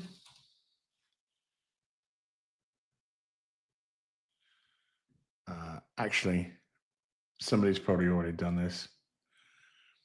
US. I need the US inflation calculator. Okay. In 1996, the amount is 80 million. In 2025, by about 163. So the first Mission Impossible movie had a budget, if it was made today, of about 163, let's say 165. Let's just round it up. About 165 million. Now, I remember when the first Mission Impossible movie came out in 1996, it wasn't that well received. I remember that it wasn't that well received. As to play devil's advocate, what if it's not about money? What if it's finishing the complete story arc? Jason, I actually think that's what he did.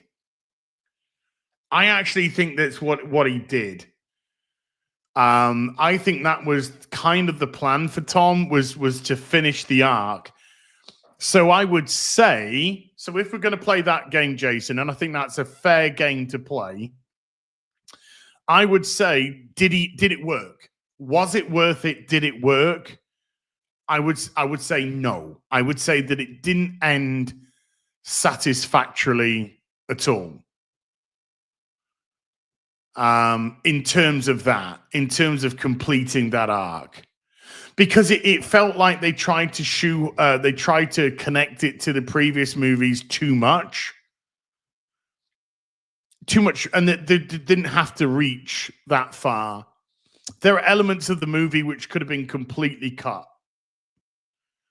particularly stuff that happened within the US military bunker. A lot of that stuff could have just gone. It wasn't really necessary. I think more time should have been used to focus on the core team. Like I said, develop the new member of the team who's essentially defected from the CIA to join the team because he does believe them. But they never really did anything with that. And, you know, things like that could be interesting in a narrative design, particularly when he comes face to face with his partner again. So, yeah, I would say that it didn't work. Now, the first Mission Impossible movie did 181 million worldwide, so that lost money. The first Mission Impossible movie lost money. I think the second one made a ton, didn't it?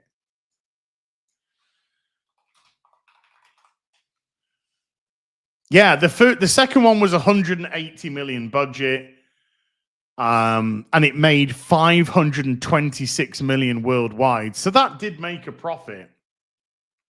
That probably made $120 million profit, that movie.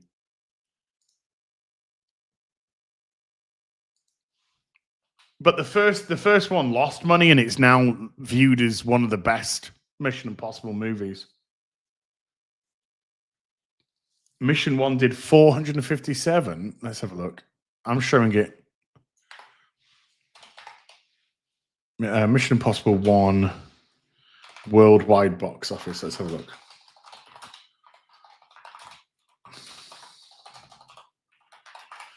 For some reason it came. Oh, yeah. My bad.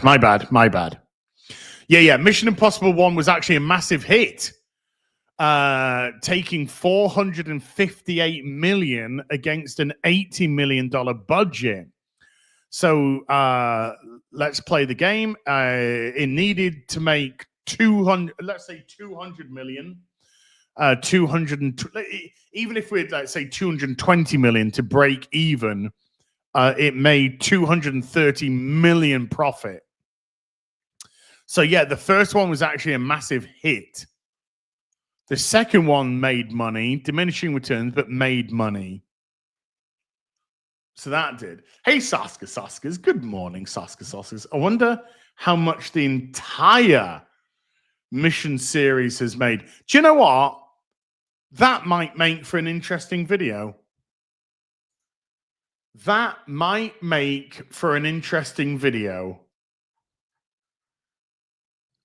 How much did Mission Impossible... Well, yeah, the budget went up substantially. The budget went up substantially for Mission Impossible 2. That was John Woo's bastard child. Mission Impossible 3 is when Bad Robot got involved. The budget for Mission Impossible 3 was 150 million.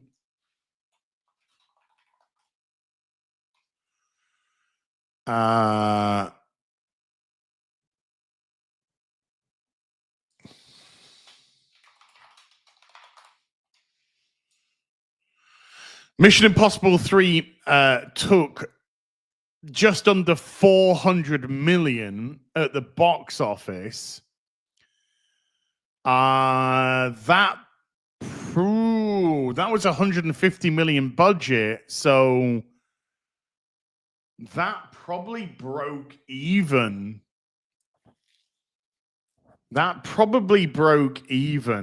Potentially a small loss on that.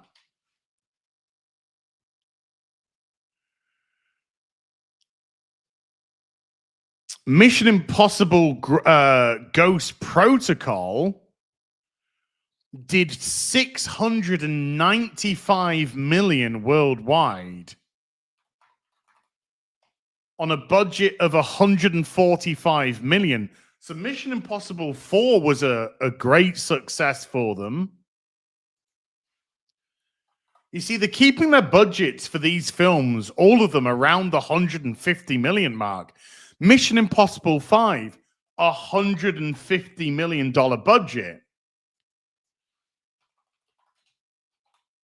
Again, another $150 million budget. With a worldwide box office of 710 million. So again, Mission Impossible 5 making a very good profit. Very good profit. Yeah, then you've got to factor in DVD sales. Then you've got to factor in Blu-ray sales, but DVD sells way more than Blu-ray. But you factor in DVD sales to that, it becomes even bigger. Let's just see if I can bypass the compressor,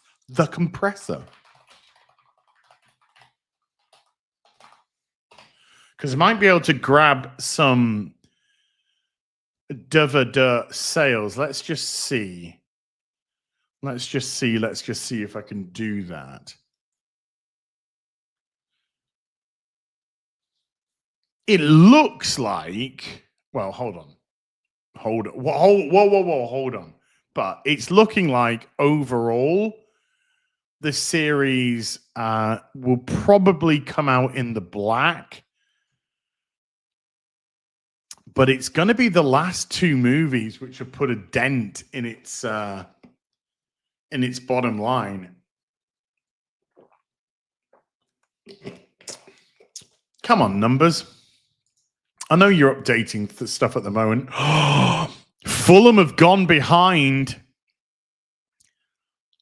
Which means Crystal Palace, as it currently stands, are in 10th place in the league, going up 2 spots ahead of Bournemouth, ahead of Fulham. And if things end the way they are right now, Palace will end in the top half of the Premier League. Okay, the numbers is spazzing out because it's updating itself. So let's just go Mission Impossible 6 budget. Now then, Mission Impossible Fallout has an estimated budget of 180 million.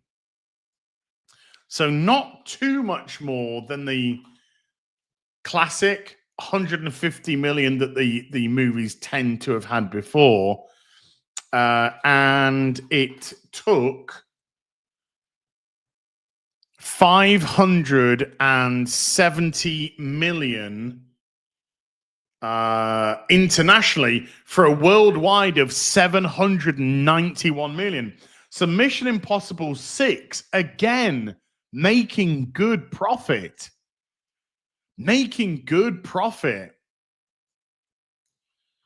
Mission Impossible 7, this is where things just go crazy.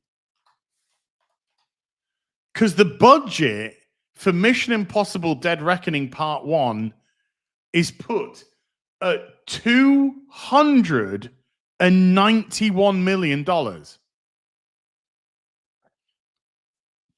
$291 million.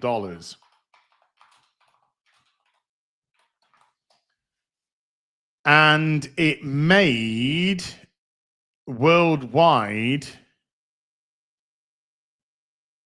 $571 million, which means it lost money. 495.80, 68. It probably lost around 100 to 120 million dollars loss.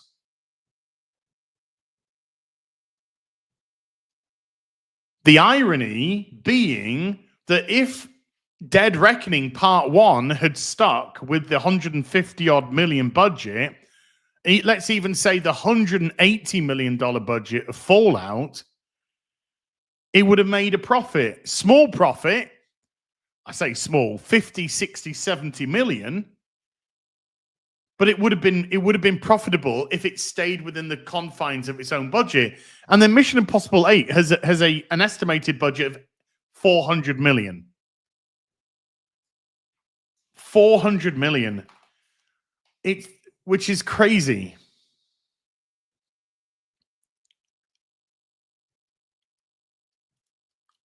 So to break even, it has to hit somewhere in the region of 1.1 billion, which the franchise has never even got close to doing that. It's peaked at 700 and something million at the box office.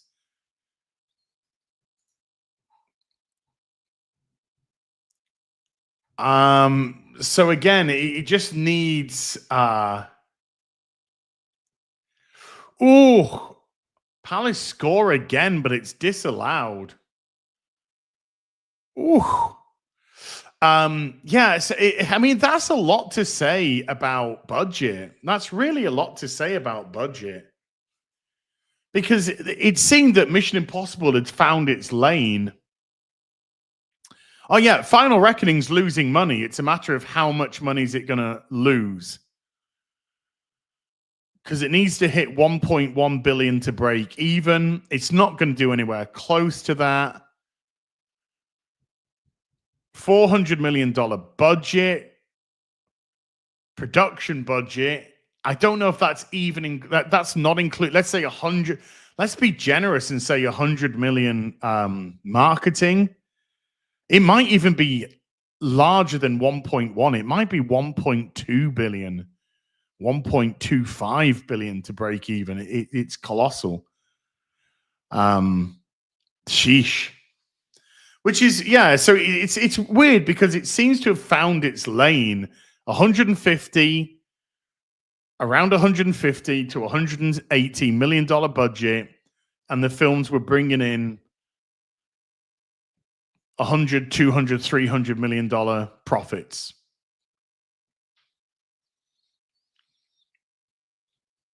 So let's just say for argument's sake, right? It loses the 400 million. It loses it all. 400 million loss on this film. The loss of the other film was what, 100 and something million. So that's like let's just say 600 million loss. You put that up against the profit that this series has made over the years. It's coming out in the black by a little bit, but not much. But it looks like overall the series is coming out in the black and not the red. But that might be an interesting video to just go through. To just kind of go through those aspects. I might do that. I might just do that, chat. I might just do that. I think that would be a little bit of fun. Which is a shame because I think the series overall has been very solid. I think it has been very solid overall. It really started to find its feet again with Mission Impossible 3. 4, 5, 6, I think, are 3 great films. Really great films. I really did enjoy Dead Reckoning. Not as good as Fallout, but I really did enjoy Dead Reckoning Part 1. And I did enjoy this one. But I'm not denying that it's not without problems. It has got a lot of problems. And it wasn't just story, But 450, 400, gee, ay. Oy vey. Archer Merchant with a $5 says, Tom Cruise taught me you can run from problems even awkwardly. I think Tom Cruise runs really well. I would love to run like Tom Cruise. I kind of meander and then stop. Captain Cooper has become a member at the YouTube. Thank you. I appreciate that. At the sorcerer level as well. So thank you very much. Thank you very much. Chris from Michigan with the $5 says 2 billion movie idea. Naked Running, starring Sydney Sweeney and Haley Atwell. I mean, yeah, I think Jordan runs better than me. And she's in a fucking wheelchair. Could definitely beat us in a 100-meter dash. I have to stop off for 10 minutes halfway through for a cup of tea and a lie down. And, Chris, pay a lot of money to see that. I'd definitely pay the VIP experience to see that, mate. Whew. Just think how much boob per square inch of those two got. Holy. Whew. Holy. Right. Chitty chat, chitty chat, chitty chat. We'll call it there for today, but I'm going to be back in an hour and 20 minutes with Sunday Fun Day, where we're still deciding what to actually play because QBG cannot make it because of kiddos' birthdays. We'll figure something out. Don't you fret. So I want to give a massive thank you to everybody who came today. Mods, thank you so much indeed for giving up your free time.